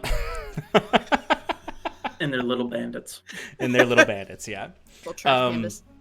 As far as you can tell, Fearon, though, it seems like they're gonna be fine. Like, they don't seem overly excitable. They're fairly calm. You've put them in a calm place, given them food, wrapped them up. It's just the fire one is a little clingy, and you might not want to be away from him for too long, or he might get a little. He might throw a tantrum. I try to keep him entertained by throwing random shit from my pack all over the floors for him to play with. So like, there's like a crowbar, a hammer, my horn that I use for blowing, like making noise. So if he breaks anything, he's breaking your stuff, not the hotel stuff. Right. Okay. Easy enough to do. But yeah, and Septimus and Bruce, you would find the same accommodations. You'd find the sink, the 2 beds, and the smudge pot. I wouldn't want to go to bed just yet. Yeah. No. I was just saying if people check their rooms out before you do anything. It's like 1:00 in the afternoon right now. So it's just if you check, put your stuff down or look in the rooms, you'll find these accommodations. LaRue, your room is obviously much nicer. You have a 4-post bed that has the whole 9 yards with the curtains that you can close, and the canopy overhead. You have a full clawfoot tub in there, with running water. You have a private walk-in closet that you can put your belongings in, that also has like a little table there that has a electric lamp that you can get ready at, that has a mirror. A fairly spacious balcony that actually has like a nice little small table with 2 chairs to enjoy coffee or tea or a late night beverage and see the lights of the city. And a actual living room space that's separate from the bedroom and bath, that has a larger table to accommodate several people for a dinner, as well as a lounge area, a parlor-esque, that has a bottle of wine there, complimentary, that is the same brand that you purchased downstairs. Saying to no one in particular, she really does drive a sharp... No, I've lost it. Hard. Too bargain. bad. And he walks away, glad no one was there to hear him. Need to hear the eloquence bard mess up. Can we cut that, please? Hear the eloquence bard. Okay. So I'll say, Sass and LaRue, do you want to wait till everyone's together again before you leave? Oh no, I want to leave everyone else away. Okay. Jacques has nailed everyone and goes like, okay, there's one that can be stealthy. She'll come with me. Okay. Who's there when I return from putting the raccoons away? So, I mean, Bruce and Septimus, would you have checked out the room, or would you have hung out with Sass at the table? Or just chilled at the table. There's a reason to go to the Yeah. room. Okay, so you would have heard that LaRue and Sass are heading out. So, Bruce, or... And that's fine. I just act appropriately. It's like, it is probably for the best that you try to keep a low profile, so good luck. Do you want to say if you don't make it back by a certain time that we should be concerned? If we're not How back far in is the it to morning. Harborside from here? Like 10 minutes, not even? Yeah, it'd probably be like a little bit, just under 10 minutes. Right. If we're not back in an hour tops, yeah, probably assume we're dead. Mm. Oh, Okay. I didn't know it was I going to be was that thinking kind of just, conversation. I was thinking All just right. maybe roughed up, but. Oh, yeah, probably. I was just trying to be dramatic, you know? Put everyone on edge. Really get the blood flowing. Come on. Well, be careful then. Do you need anything while we're out? You could stop at the candy store and pick up some lollipops and run a little low. You got it. Lollipops. You know she's probably just gonna swipe them. Yeah, but I'm not there to. They also taste better. face the They taste repercussions. better that way. Over my shoulder on the way out. I'm pretty sure the morality is still out with that. But yeah, so we head out to Dockside. Okay. All right, so you can dip out from the tavern, and there's actually a few side street alleyways you can dip through to save some time to get to Main Street, and then dip through some more alleys to get to Harbor Lane and to Dockside. It'll take you about 8 minutes to get there. It's again, it's still raining outside. It's still pretty gross out. You know, it's but it's around 1:30 at this point, so it's still it's still bright out. It's just really foggy. As you're drifting through these alleyways, do you all want to keep an eye out, move quietly, that kind of thing? Yeah, I want to keep an eye out. Again, looking to see if we're being followed and for B-Folk. Stealth and perception. Yep. All right, go ahead and give if me you don't both. mind. What do you want first? Stealth first. Oh, fuck yeah.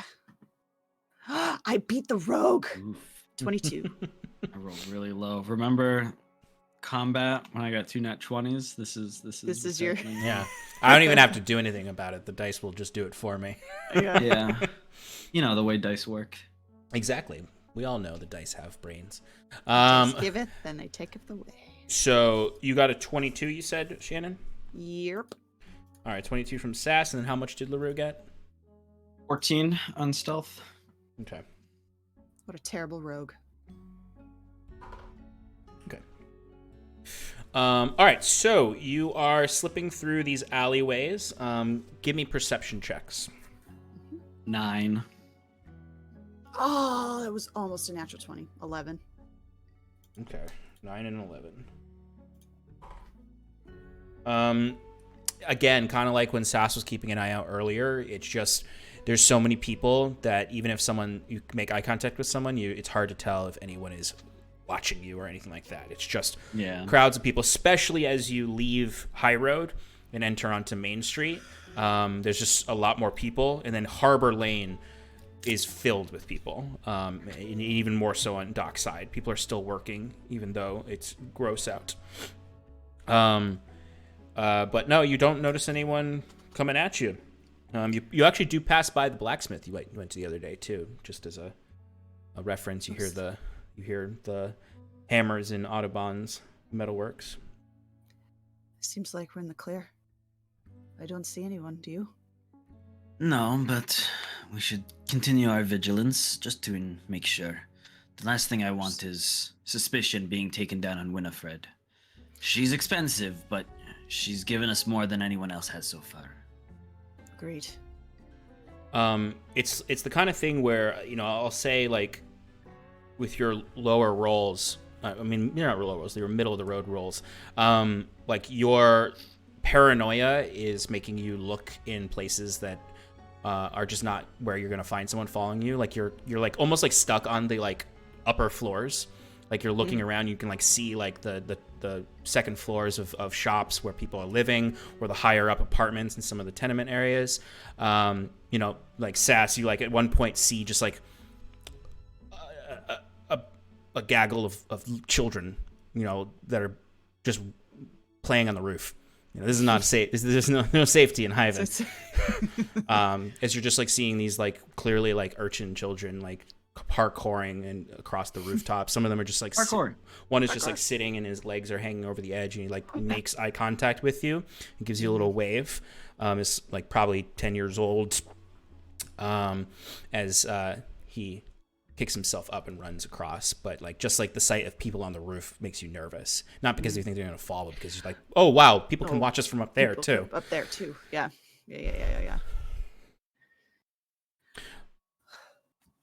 But you get to dockside in that 8 minutes, and you feel as though you were not watched, but you're still keeping a low profile. And you can head over to the harbor master's office. When you do head over, you kind of move through. You can hear like a lot more screaming and shouting, because people have to shout over the rain, because it's gotten worse. Like it's earlier today, it was just a drizzle. Now it's really coming down. And you can hear people shouting and people and a lot more accidents potentially, as you can hear people dropping crates or slipping and having a little more trouble in this weather.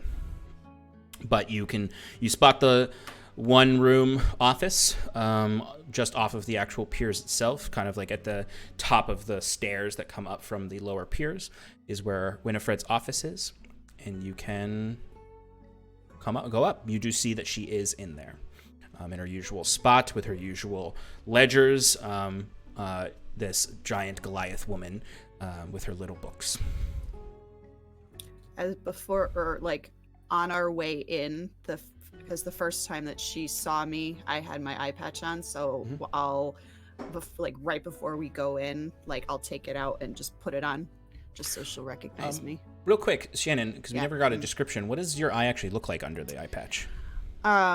So I did like try and keep my hair over it so people wouldn't see it, but you know, it's wet and it's rainy. I'm sure it's windy, so it would have seen it, but it's cloudy. It's like swirling clouds with like streaks of green through it. And the scar, what does the scar look like? Yeah, the scar goes from her forehead all the way through her eyebrow down to her cheek, over her left eye, and her other eye, I believe, is blue. Just play. I think I said I had blue eyes. Just a bright blue, but this one is just cloudy with the streaks of green through it. But she's trying as much as she can to keep it covered in the eye patch. So, Jacques, you might even see a little bit of it as she pushes the hair aside to put the eye patch back on. You know, you probably don't need that. We can just tell her who we are, and it'll be fine. Less words, the better. He continues in. Yep. So yeah, you can step on inside. Little bell rings. The drops of water off of your coats hitting the floor, creating a puddle. As you look up, and there she is, Winifred. She looks to the two of you, and she raises an eyebrow at you, and sort of gives a snorting laugh as she takes her pen and is continuing to write in her ledgers, and sort of just looks down, and as she does, says, "Didn't think I'd be seeing you anytime soon. Thought you'd run out of town." No, I told you. We just stepped out for a bit, you know, get some fresh air. Aye, a lot of people say things like that when they're in trouble, and then they skip town and they're never seen from again. Well, let me make one thing clear. When LaRue says he's going to do something, by the gods, he does it. I can vouch for that. Fair enough. I thought you might have been caught and killed also. But, It'll take a lot more than one Mr. Greaves to catch us. Well, that remains to be seen. But nonetheless, happy to see you in one piece and not in the harbor. Likewise, my friend. So, you said you were going to check in with your subordinate. I believe it was Administrator Diago. He was the one that saw to Hastings' ship. The bone rattler. Did you? Yes. Did you learn anything? Oh, I spoke to Diago. I gave him a bit of an earful to find out some more information about what he's seen or heard about the Bone Rattler and Mr. Hastings. I'm having a bit of trouble remembering everything, as you know. She closes her ledger and pulls out a different ledger. And she's like, I'm having trouble with the lock on this. And you can see it has a lock on it. I think something might be able to grease it up a bit. Oh, I know a few things that could grease it up. Do you have butter? Jacquette says, looking around her. And she looks at you and smiles and says, fresh out? Oh, that's too bad. I'm sure we could stop by somewhere and get some for you. Or, I don't know. How about this? And he points at it, and you hear a very loud, as he casts knock, and it opens. Very cool. You hear the loud clap of the spell as they then hear the actual pieces of the lock rattle, and it pops open. And she looks down at it, surprised because she wasn't expecting it. The fuck happened to Subtle? I mutter out of the side of my mouth to LaRue. She. Sorry, what'd you say? I didn't catch it. I said, the fuck happened to Subtle? Sometimes you have to wave your hands a little to get the attention you need. Yeah, and in that process, you heard like the small shack office like shook, and like you can hear like little dobbles and stuff shaking against the glass and stuff. Like she has this place is fairly well decorated with just like she seems to collect. Interestingly enough, based on the Bone Rattler that you were on, with the way that it had the wind chimes. Sass, her office is decorated with wind chimes made of sea glass and all sorts of stuff. She has them all over the office, very similar to the chimes that were on the Bone Rattler. But she looks at the book and she goes, "Oh, would you look at that? Guess I don't need any more butter today." She opens it up, and this is her big book of secrets. That she's been using to talk about anything with you all. So, all right, let's see where I can find the conversation with Diago and make sure the ink hasn't run at all. You understand? She licks her thumb and starts flipping through the pages.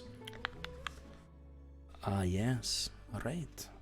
I spoke with him just after you left town. I spoke with him briefly about the comings and goings of one Mr. Hastings and the Bone Rattler. Now, the most interesting thing that he could tell me was a little bit about this Mr. Hastings, about his history, who he is, where he comes from. Seems as though Mr. Hastings has a history with the Alumno Defiance. Bunch of out-of-sorts sellswords pining for their glorious rebellion against Kiranor in the past, but they failed miserably, and now they just get drunk and sell their swords to the highest bidder. And when you say history, do you mean he's with them, or more like he's got a history with them? Like, so that part is a bit uncertain. I could be a bit more certain with you. We need a little bit of focusing. And she breathes on her little spectacles and starts wiping them with her cloth. Just give her the fucking gold already so we can move this along. Wow, for someone who typically doesn't want to give up her coin so easily. You sure want to throw it around now, don't you? You're the one that's not the accent. You're the one that throws it around. I don't have this kind of money, but you do, and you know how to deal with this. Jacquet reaches into his shirt and will procure, because before we're using gold, which is now different, he's gonna pull out 10 silver and looks to her reaction at pulling it out. She finishes like cleaning her glasses with this little handkerchief, and then she just sort of like puts the handkerchief down on the table flat, and then kind of just looks at you sternly, like, put the money in the handkerchief. Yep. So Jacquet does so. She folds it over, takes it out, and puts it. As she goes to fold it, okay, Jacquet has one claw in it and goes, "This is for all further questions pertaining to Captain Hastings and the Bone Rattler. Am I clear?" Give me persuasion or intimidation. Persuasion. Can I help by... I guess you don't really need it, so... 23. Okay. You see Winifred, she pauses, and like for a moment, like her, like the smile vanishes as your claw stays on the handkerchief, and then she looks back at you with a smirk and says, "Oh, I understand. Oh, I guess you're right. You've put in quite a bit of a deposit here for the information you're getting. I can be kind to these terms for the foreseeable future." I appreciate it, Winifred. She folds it over, takes it, puts it in her front pocket of her. She kind of wears like a suit almost. She has a rather formal look. It is kind of like misshapen because she's a Goliath and so large. It's hard to get good tailoring for Goliaths. I hear you. But the suit, it is does have these many pockets that she slips this into, and she puts her spectacles back on, now clearer, as she says. All right. I see here. What I've got for you, actually, is an address.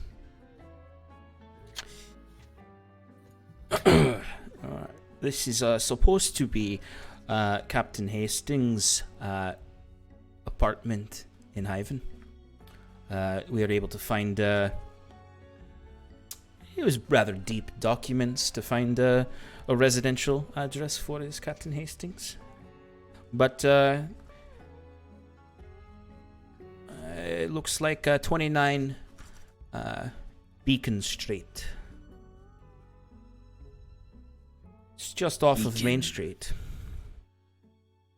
That's on the opposite side of town, correct? Over by the ward? It's rather close to the ward. It's amongst the ruins of the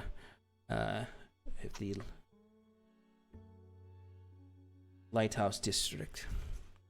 There's some folks who still live there, but most of them took a payout from the government and left, headed over more northern towards the residential areas of Old Gate Road. So it's semi-abandoned neighborhood. Big old pile of rubble fell on it during the storm last year. As you could see when you came in, I'm sure, from your ship, the collapsed lighthouse. But there's still intact buildings there, and Diago confirms with me that this address is still intact. Do you know if he's there now? Well, there's no record of the Bone Rattler porting here in the last week. But doesn't mean there's not stuff there. If you know what I mean.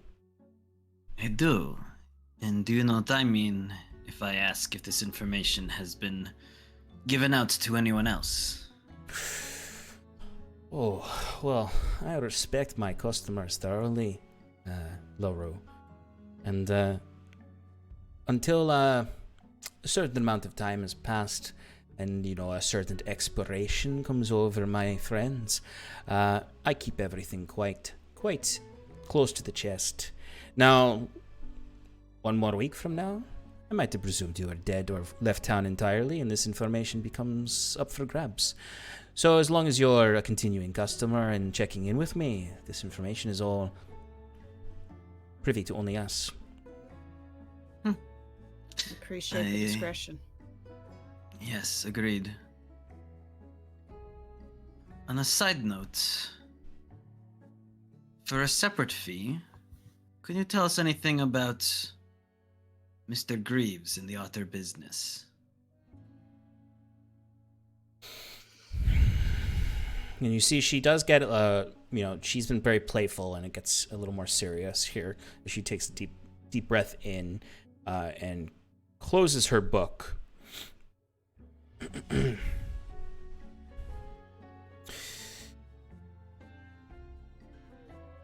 It would cost you quite a bit.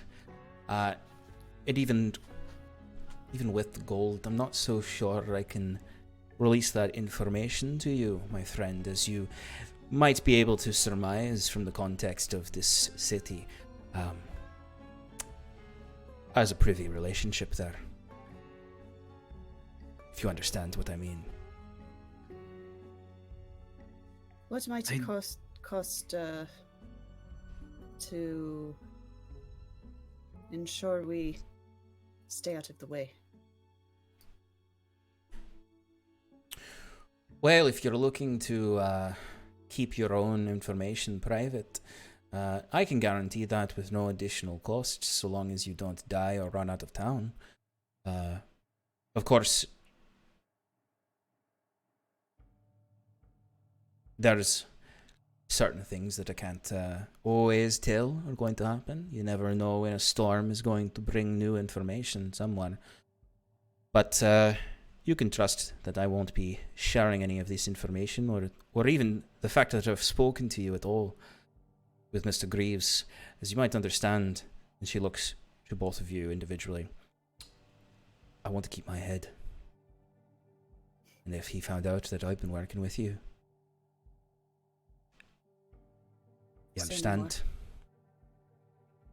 Crystal clear. We do, thank you. Then, one last question. More ambiguous. Would the people of Hyvin live better, breathe easier with Mr. Greaves gone?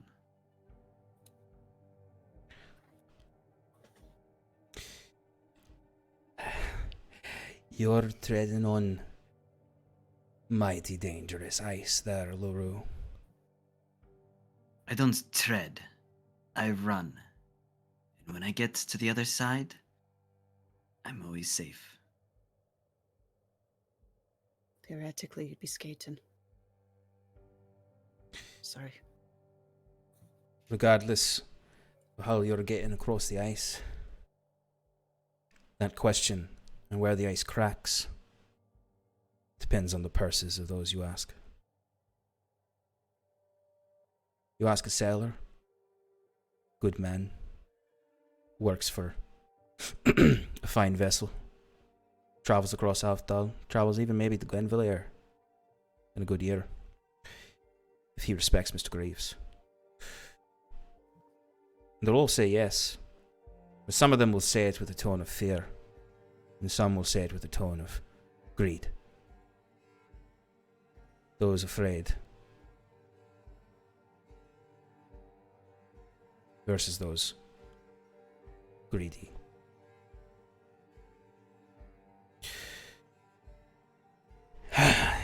Is he good for business? Yes. Is he bad for Hyvin? Also yes.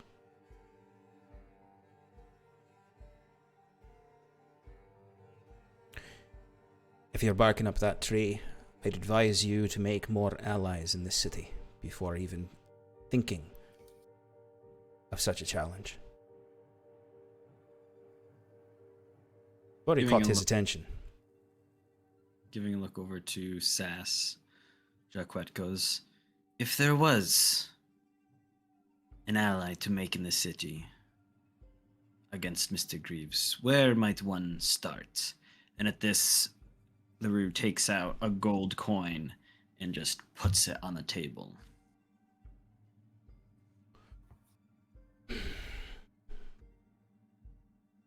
You see, she puts her book over it.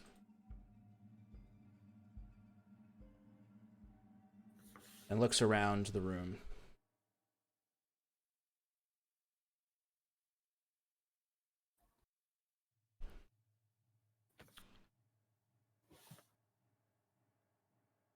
Fiora Bendega.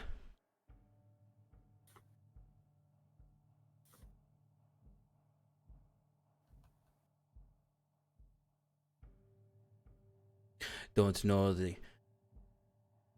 dynamism between her and Mr. Greaves.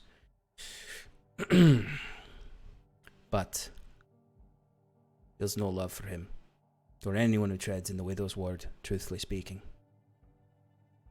And she knows this city in and out. I myself have never actually met Mr. Greaves. I've only spoken through mouthpieces, contacts, magical messaging. Don't know what he looks like. Don't know what his first name is. Don't know if he even stays in the city. They know that Fiora Bendega does not like him.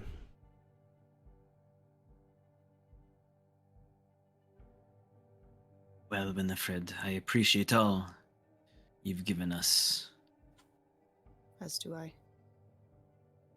We'll seek you out if we need anything else. Otherwise, we'll be staying at the Harlequin and Chalice. Understood. If we're to... Before you leave, I think, based on your current line of questioning, if we're to meet again, I'd rather it not be about my place of business. Understood. She's kind of like looking past you all now, out the windows, and you can just hear the gentle shake of the chimes and the rain pattering against the ceiling as she closes the book and refastens the lock.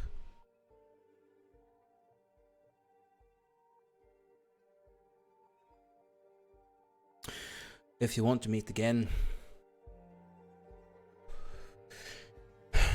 send a messenger. I don't want to see either of you at this office ever again. You're too kind. And without another word, LaRue turns on his heel and goes to walk out the door. Bell rings on the door, and you're back out in the rain. There's a small canopy that sticks out over the sort of rounded squared porch that's around this shack. There's a bit of a balcony that she could step out to oversee the whole harbor from. But you hear the rain pouring, you hear people passing you by, grunts. If you're looking about, everyone's eyes, even if they're not looking at you, you feel like they're looking at you. Before, I'm gonna follow Jacquet out, or LaRue out, but as he turns to go, and he's out the door, I'll kind of, as I'm taking my eye patch off again to put it back in my pocket, this is like the most serious that Sass has ever been. And Jacquet, if you're like hesitating or looking, like, you can tell this is like the swagger is gone, the playfulness is gone for now. Like, she's really like taking this seriously, kind of standing up a little straighter and jaw kind of set, and she'll, like, as the eye patch is going in the pocket and before the hair comes in front of her eye, just say to Winifred, very much appreciate the information. We won't put you in danger. Winifred kind of just like, she returned to her work, and would just sort of look up, like, just not, her head doesn't turn, the eyes just look up. And she does kind of like look at you for a moment and takes in your full appearance and just nods and returns to the scribbling. And I'll follow the route. Again, you step out into these streets and, you hear, a cart goes by and a man just kind of steps across the street and just sort of eyes the two of you. You completely innocuous, but it feels like a grilling. You see a couple of elves passing by in these violet cloaks, blue skin, white hair, black sclera, as they're staring at you, this pair, and they keep moving. It almost feels unnatural the way that everyone seems to be looking at you, and you can't tell if you're just being paranoid or if they're watching you. Jacquet puts his hood up, pops the collar on the long jacket, and saying to Sass, "Let's take the long road home." I was about to say the same thing. Let's go. Again, no playfulness, no joke, no anything. Just ready to go back now that we took care of this errand. Excellent. While you're heading back, I'm going to cut back to our other three friends during this time. As the two of you are wandering, taking the longer route through the harbor lane and Main Street to get back to High Road. But Fearn, yes, you step out and you see that just our two friends here, Bruce and Septimus, are there. It's sort of the first moment that you're alone with the two of them, and your other compatriots are not with you. Yeah, I mean, those the two little ones seem to be complacent, but I wouldn't leave them alone for too long. How are you two faring? Just resting for now. The other two went on the lead to find a captain of yours that you're so interested in. Oh, yeah. They figured it best to go just the two of them, cause less suspicion. Yeah, to be honest, I'm not really one for revenge, but the pirates did do us wrong. It would be nice to find out why. Well, hopefully they'll be back soon. They said this shouldn't be more than an hour. I've actually got a chore of my own. It shouldn't take very long. Do either of you want to come? No, stay right here where they'll know where we are. Yeah, we'll wait for the return. Just making sure that they get back safe. And also, probably best if we stay out of the streets for now. Not that we have a target on our head, but We're the only two that could freely roam the streets. Yeah. As you're talking about this, you can see that the bar is shifting to the closer to the dinner rush. As you can hear, there is there's no band playing in the bar, but there's music though that you can hear coming from somewhere.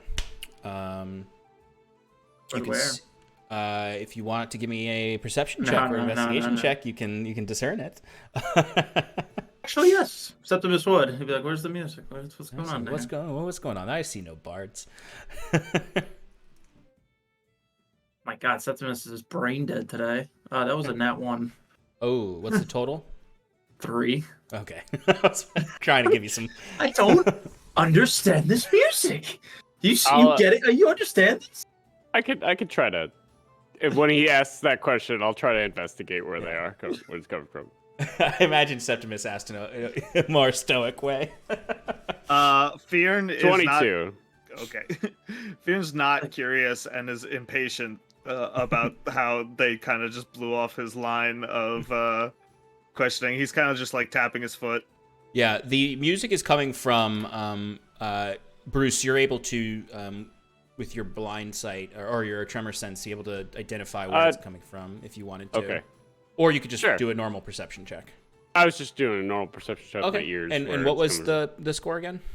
22. 22. Yeah, you can just from listening, you can hear that there are in the certain corners of the room there is where they're coming from. If you were to look, you wouldn't see anything, but you could easily point out where the music's coming from to Septimus. Hey, corners of the room. What do they look like? I'm imagining they're speakers. Yeah, they're basically speakers. I mean, they don't look like contemporary speakers. They're basically like metal With little strings at the end of them. No, they're like a on a gramophone. Yeah, like a gramophone. On a gramophone, the way they have those brass tubes, horns that this is all coming from. Oh. Okay. That's what it's coming from. Look, I'm gonna be honest. This place is really strange. I'm just not comfortable spending time here. I'm just gonna go out for a walk, and I put the key to my room down on the table and say, just in case you want to check up on the raccoons if things get rowdy. I won't be too long. Okay. Your risk.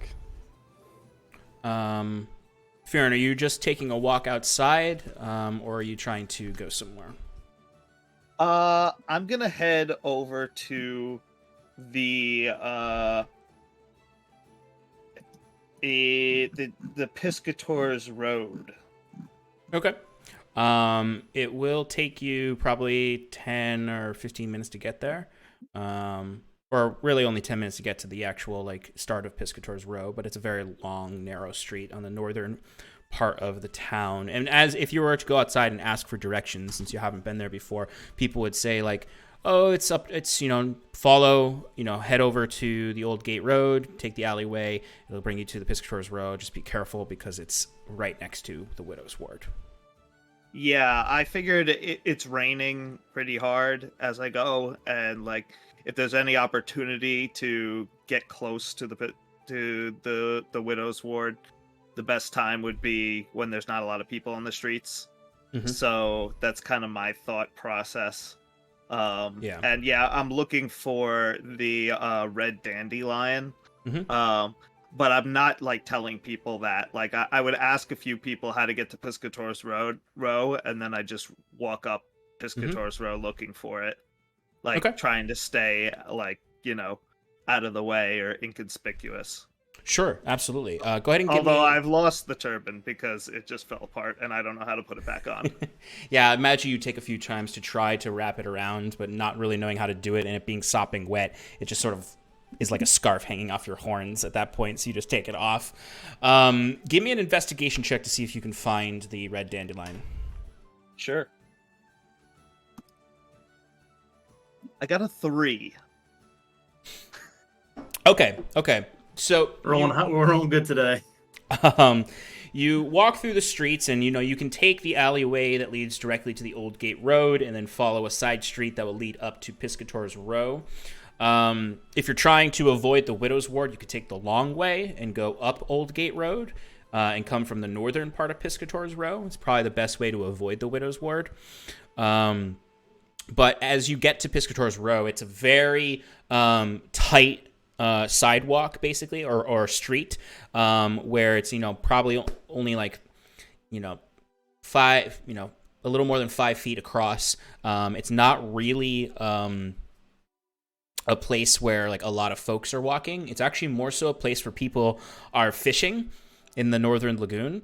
So you see a lot of folks are out fishing here, and they're not really looking anywhere. They're just focused on their lines. You see some folks hanging out together. You see there are some piers that go out into the lagoon a bit more in the northern portion of the city.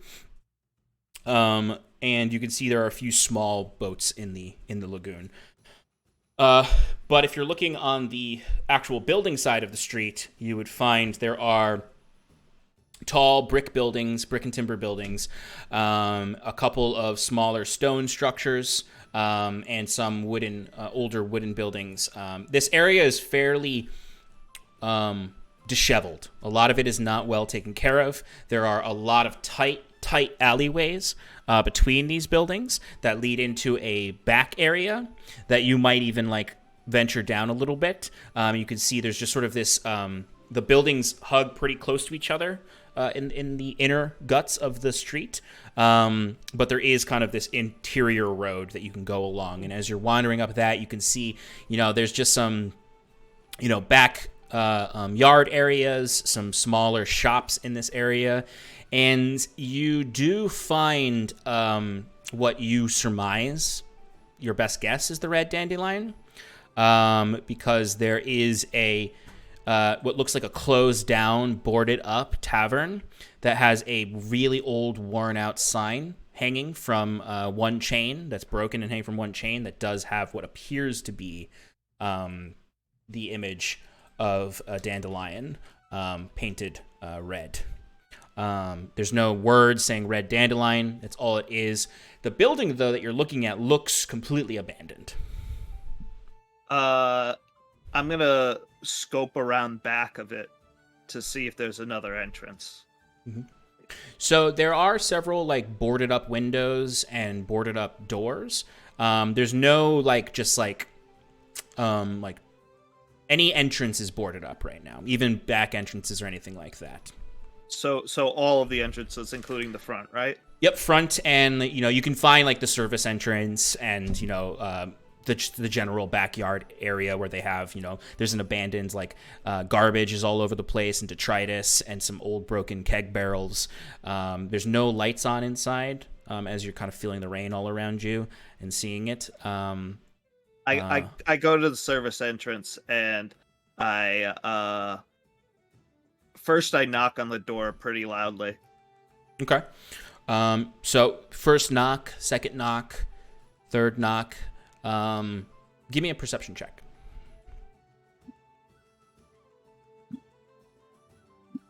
Nine.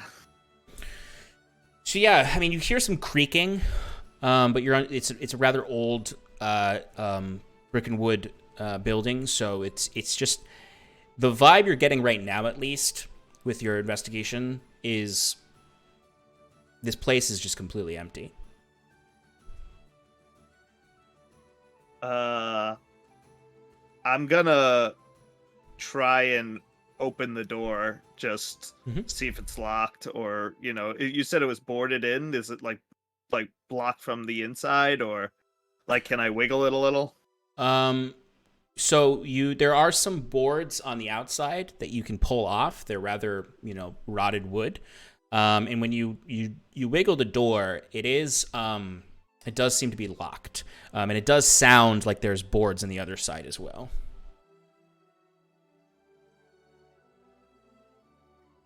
I'm just gonna try and kick it open. Great, go ahead, give me an athletics check or an attack roll.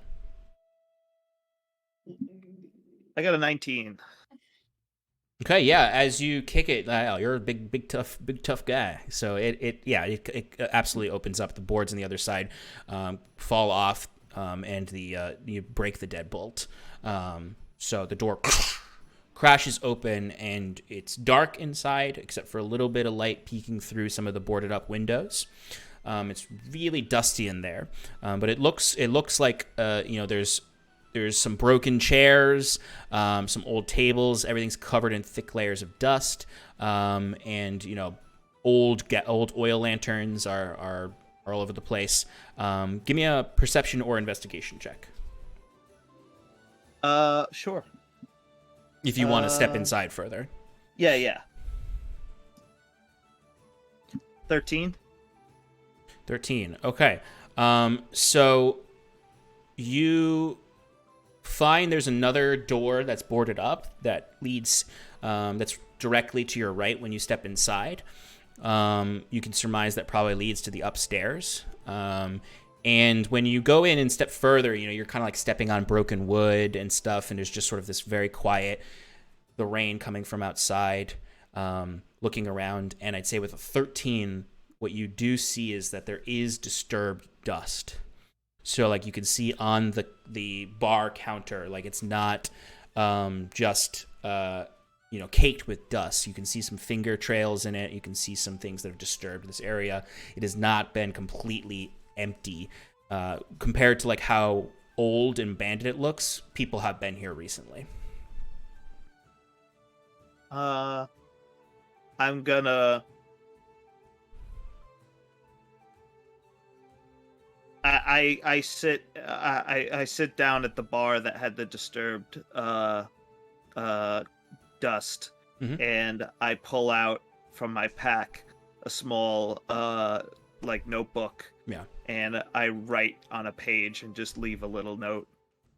Great. Like just sitting on the counter folded up. And what does the note say?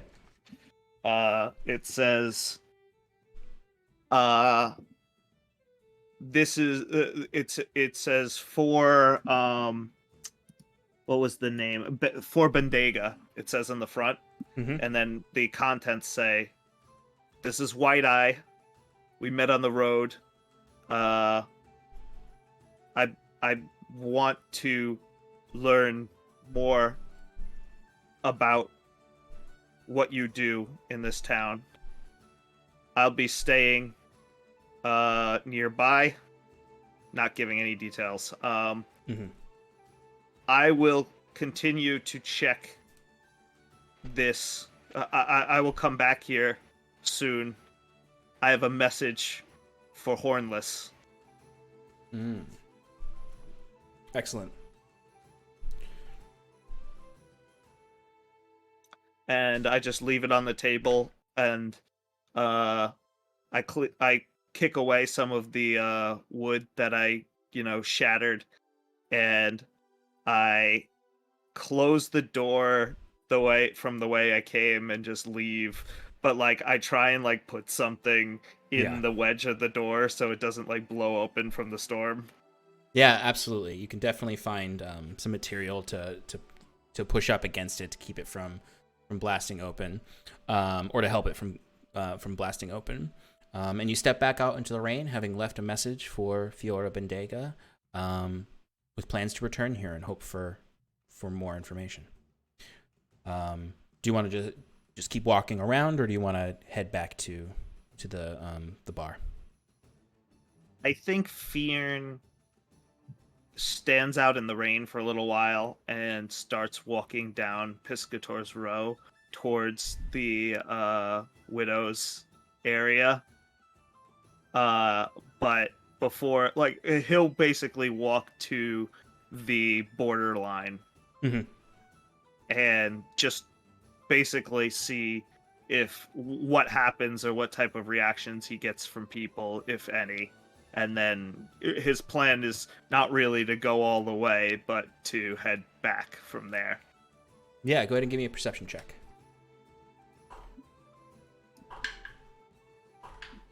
Eight.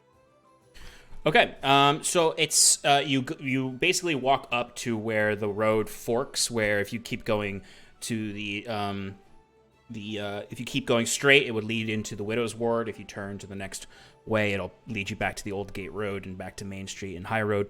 You can see it's fairly abandoned, the street. With that perception check, you're not really noticing anyone who seems to be looking at you. There may be a few people you see, and you can actually even maybe from this distance see parts of the Otter business. Maybe you could see the back portion hanging off to the side. There's small buildings to your left and right that kind of create sort of this gateway that leads into the Widow's Ward that as the perimeter. And you can even see there's detritus laid out to make not a barricade, but to make sure people know that they're about to enter the Widow's Ward. But it looks abandoned in this sense almost. You can see a guy, some people hanging out underneath some canopies smoking or drinking, and kind of maybe one or two of them will look your way, but you don't get any challenges, I'll say. Can I go up to those guys who are just smoking? Yeah. I'm just gonna walk up to them and be like, you got another one of those? Oh, you want one of these? You want a smoke? Well, let's go. Give me a silver.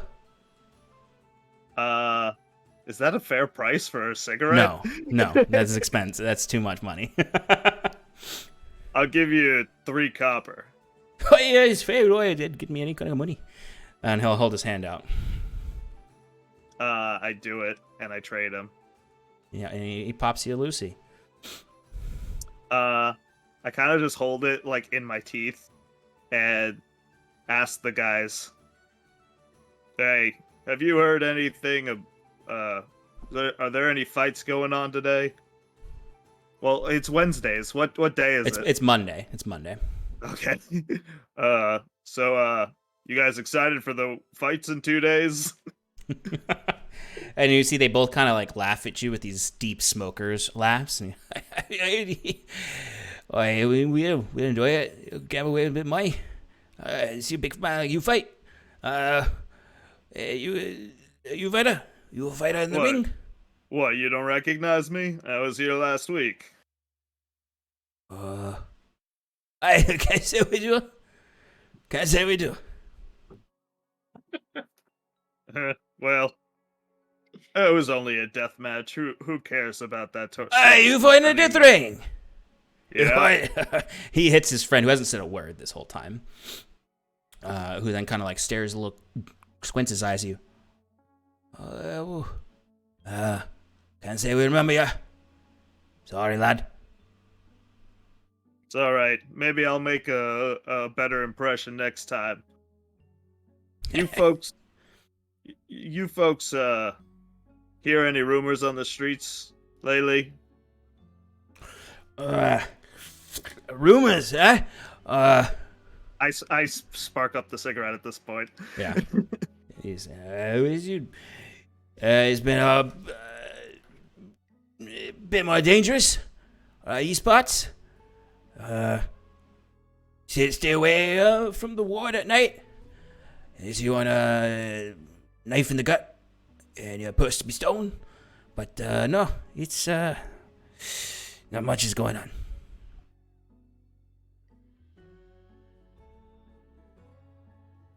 That's a shame.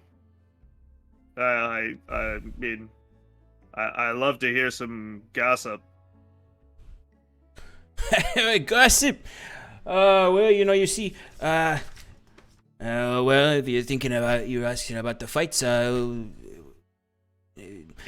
current champion is the Rat. The Rat is come by this week, or just last week, and no death rings, but the Rat is still the I think I champion remember right now. that one. Yeah, I saw his fight.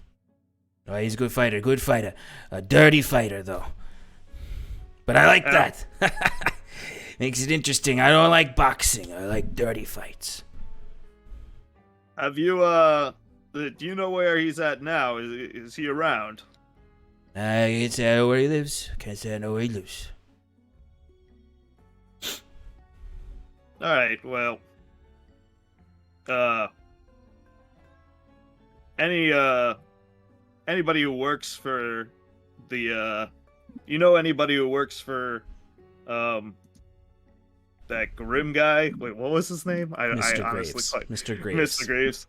Is there somebody who works for Mr. Greaves around? You see the other guy spits on the ground and walks inside. You don't really want to go around talking about Mr. Greaves on the streets, saying that name willy-nilly. I don't know nothing about that. I don't want. That's a good day. Good day. I push that guy, the guy that I'm talking to, like off to the side, and I grab his friend by the shoulder. Aggressively, like grab before he goes inside. Before he goes inside, I try and like not super aggressively, but like I turn him around. Yeah. And you see the guy who's been talking. Good day. We don't know any trouble. And goes inside. While the other guy, you stop him for a moment. He just looks you in the eyes.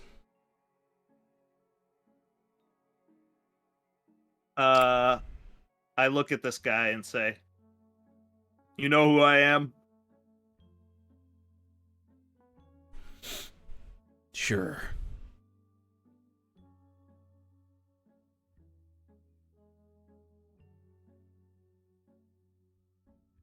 You know what I want?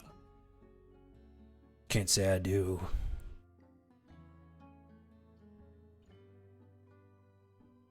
I want what anybody wants. I'm just another greedy, selfish son of a bitch like you are. Stupid I'm here son to of make a bitch. maybe, but you can't fault me for just pure idiocy. I got to be able to make it up for it somehow, huh? I meant no ill will.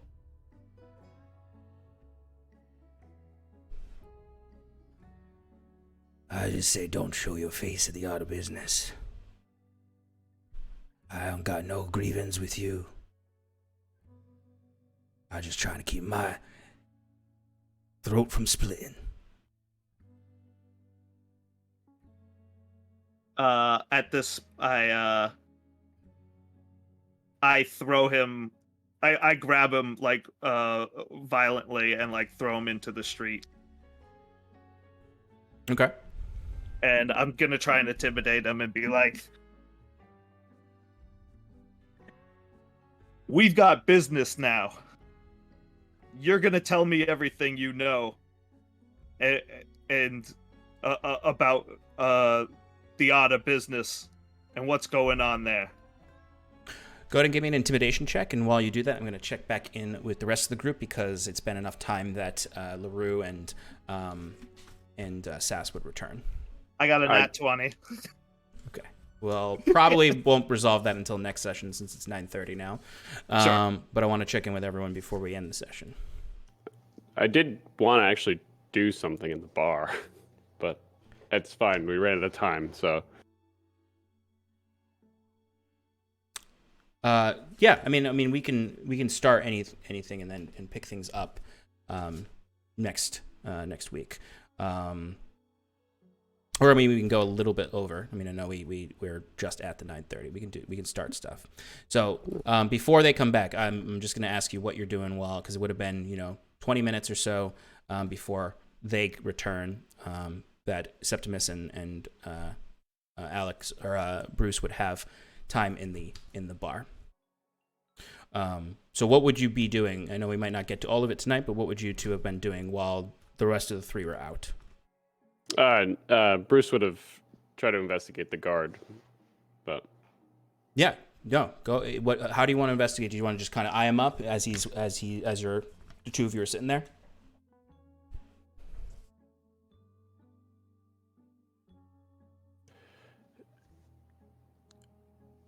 no,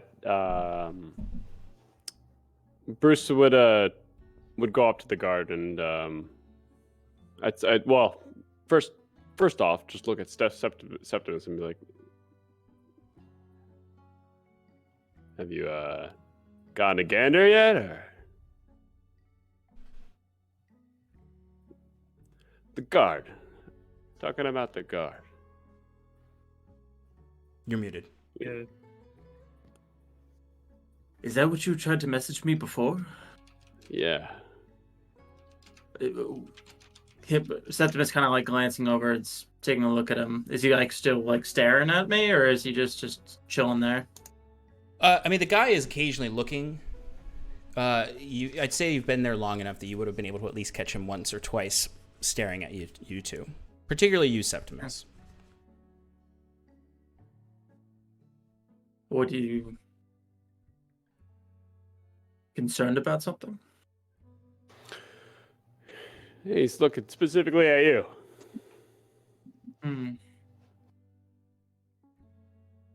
Well, I've done nothing wrong. I can't see what sort of attention I'd attract. Maybe he likes you. Well, then he can come over and say hello. but I'm not gonna worry about it too much. Is he not your type? I don't know. Maybe he's just doing his job. It might be. I mean, if he had a problem or quarrel with me, he'd come up and ask, I suppose. But I guess I am dressed I don't know, but everybody else is dressed a little interesting as well.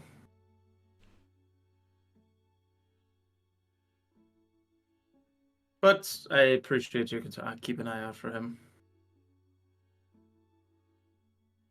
Septimus is just kind of like waiting there. Like, I'm sure he's got like a little book or something he kind of like reads. You want any more eggs? No, I'm fine. Thank you. I'm gonna go get some more. I love how awkward Bruce is. Yeah, Bruce, you can easily go up and order. You can find Kana up there, or catch her when she's moving around, to order more or ask any questions or anything.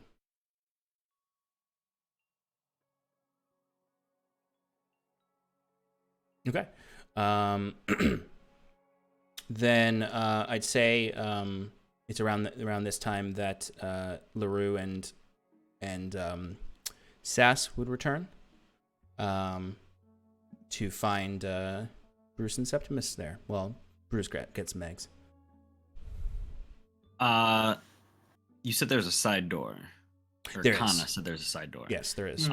Is it like hidden in like an alley? Yeah, it's just in the side alley. Yeah. Okay. So Jacquette would have led us that way, taking Cool. one last look. Zoop, zoop, zoop. Yeah, Make sure no look- one's following. Yeah, same. I'll do that too. Yeah, you can easily enough slip in through the alleyway and get in without walking in from the main street. Because it's not like a secret door. It's not like behind like where people can walk in there. It's just not the main entrance. But yes, to try to avoid anyone seeing you, slip in. If you guys want to give me quick stealth checks, just in general, for having Do you returned. want a perception as we look around too to see if we were followed? Yes. 14 stealth. 20 on the stealth, 8 on the perception. 8 on the perception. Yes. Okay. 11 on the perception. I mean, again, like you're same thing. Like you maybe even harder to discern things now because you're a little bit scared. You're as opposed to the paranoia sharpening your focus, your paranoia is diluting it in this instance, as well as sort of the rain and fogginess makes it a little hard to see everywhere around you, and but you don't see anyone following you. You don't see anyone specifically keeping their eyes on you for too long. You're just maybe your heart rates go up a little more because you see people who catch your eye, and maybe even just like someone like gives you a friendly nod, and you're just like, Yeah. Stab him. But you're easy enough to slip in side door. When we go up to the two of them at the table, like I imagine you'll see that we're not, well, at least Sass isn't her usual self. Like she's very serious. Like the joking and stuff is gone, like I was talking about before. I don't know if LaRue's the same or if he's turned it back on yet. Jacquette, upon like re-entering, is kind of relaxing a little. He feels safe now that he's back here. It's familiar territory for him. So he'll even like elbow Sass as we're walking back, and he's like, "It's okay, lighten up. We made it back. We're good. We don't have to think about Mr. Greaves and taking on his enterprise until we need to." I don't know if that's quite right. I don't believe, even though we didn't see anything, I don't quite believe that there was no one on our tail, but I will try. Do whatever you'd like. All I know is I've got a bottle of wine in my room. I think I'll grab that and rejoin down here. So LaRue's quickly going to run up, grab the wine that he had bought at lunch to bring back to the table. And in this moment, Sass is kind of feeling like a little frustrated with Jacquet because the two of them were kind of on like similar playing ground. You know, they were both feeling like, feeling like there was some danger, there was some, like they were in the same situation, so they were kind of equals in that moment. And now he's back acting like his normal asshole self, and so she's a little frustrated with that. Yeah, and just like kind of stomps back to the table and just plunks and puts her boots up on the table. Oh, We're back. so any luck with your venture? A bit. Got some information. It's probably useful, but not going to act on it quite yet. But successful evening. Well, we haven't seen Dovana yet, so What have you been up to? no. Make any friends? No, I No. kind of just sat here and read our respective books, and Oh, yeah, what it's you reading? quite enjoyable. You looking at me or Septimus? Both of you. I'm reading about it's a book hear called Jacquet choking upstairs. That's why. That's wine. Sorry. I'm reading this book called Early Survivors. It's by the Aldhalor Sodality Guidance. It's quite interesting. Good. Never heard of it. Glad you're enjoying it. How about you, little Seppi? This is reading Peace in the Warm Winter by old Afdal poet. Sounds cozy. Something you read by a fire. I like literature and the works of the Romantic era of the Afdal writers. You read smut, don't you? No, not at all. I'm gonna tell everyone you read smut. At this, anyone looking at the bar would see Jacquet has swiped 4 glasses in his hand and is walking over. And he places it down, gets the bottle as well. If there's anything anyone wants to say at this moment about smut. No? Okay. And he's just gonna pour 4 glasses, and he goes, reading books? So boring. How about something a little more entertaining, like a game or something while we wait? Bruce puts his book down.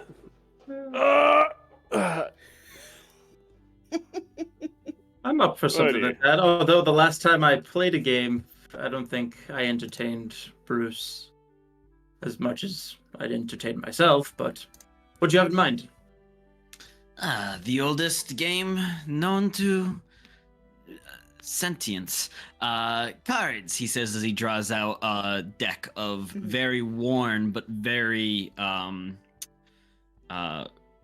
they look nice is the word I'm looking. Opulent. They're opulent but worn deck of cards. So like they're gold leaf, like gold trim, but they're like a little weathered on, a few cards have a little bend marks here and there, scratches and stuff. Right. Sure. I mean, there's endless possibilities of what games we could play with cards. What specifically did you have in mind? Have you ever heard of Stefan, quickly. cards? Like Jack's Rabbit. Yeah, exactly. Jack's Rabbit. Oh, that's a good one. Yes, I know the rules to that. As Jacquet deftly deals everyone their rabbit hands to hop against each other. What are the rules to this game? I'm not familiar. Yeah, I've never played it before. You have I've to. heard of rabbit's foot, but not rabbit's hand. Oh, wait, no. Jack's rabbit. Yep. So you have 7 cards in your hand, and you have to flip a card, and Do you have to match it? To match the no. cards? So you have to Do you have to beat add the up cards? you have to add up to 14, and And if you flip over a jack, you automatically win. You have to slap it.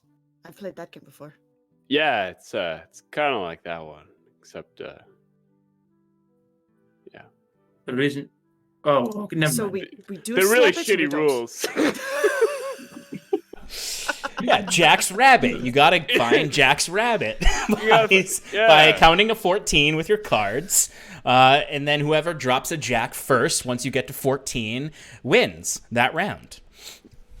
I don't understand how you don't understand this game. I understand completely. I was born on this game.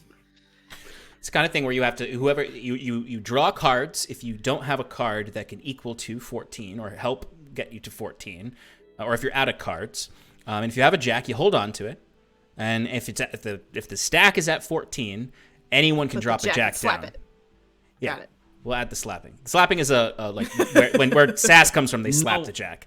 Yeah, no one's that ever Jack. slapped a Jack around Jacquette, and he's a little annoyed by this. Stop slapping! You're messing up the cards. That wasn't even a You're Jack. supposed to slap the Jack. A little rough, don't you think? Oh, God. But yeah, so basically, we've invented a game. Excellent. Yes, so you can all enjoy little Jack's rabbit. Sass is very slap happy and just slapping at every chance that she gets. You're ruining my deck. Aye. Keep bending. You the already cards. ruined. She's playing it properly. Improperly. No, properly. she's wearing in the cards, The cards are very worn, trust me. Meticulously so. I mean, but not what do you worn do? enough for Jack's rabbit. Jack's got a jack I'm off. not as enthusiastic of slapping the cards. See, a man of culture. Well, then Bruce and I will play our own game. Ah, Play My boring cards. This is my ball. I'm going home. The entire personality of Jacquette. Okay, so I think with that, we will end tonight's session with you all waiting on your compatriots, your companions to return, playing some Jack's Rabbit, while Fearon is interrogating or intimidating a Widow's Ward resident to try to find more information out about the Otter Business's organization. Thank you, everyone, for hanging out with us. Yeah, harassing this derelicts. harassing this derelict in the street.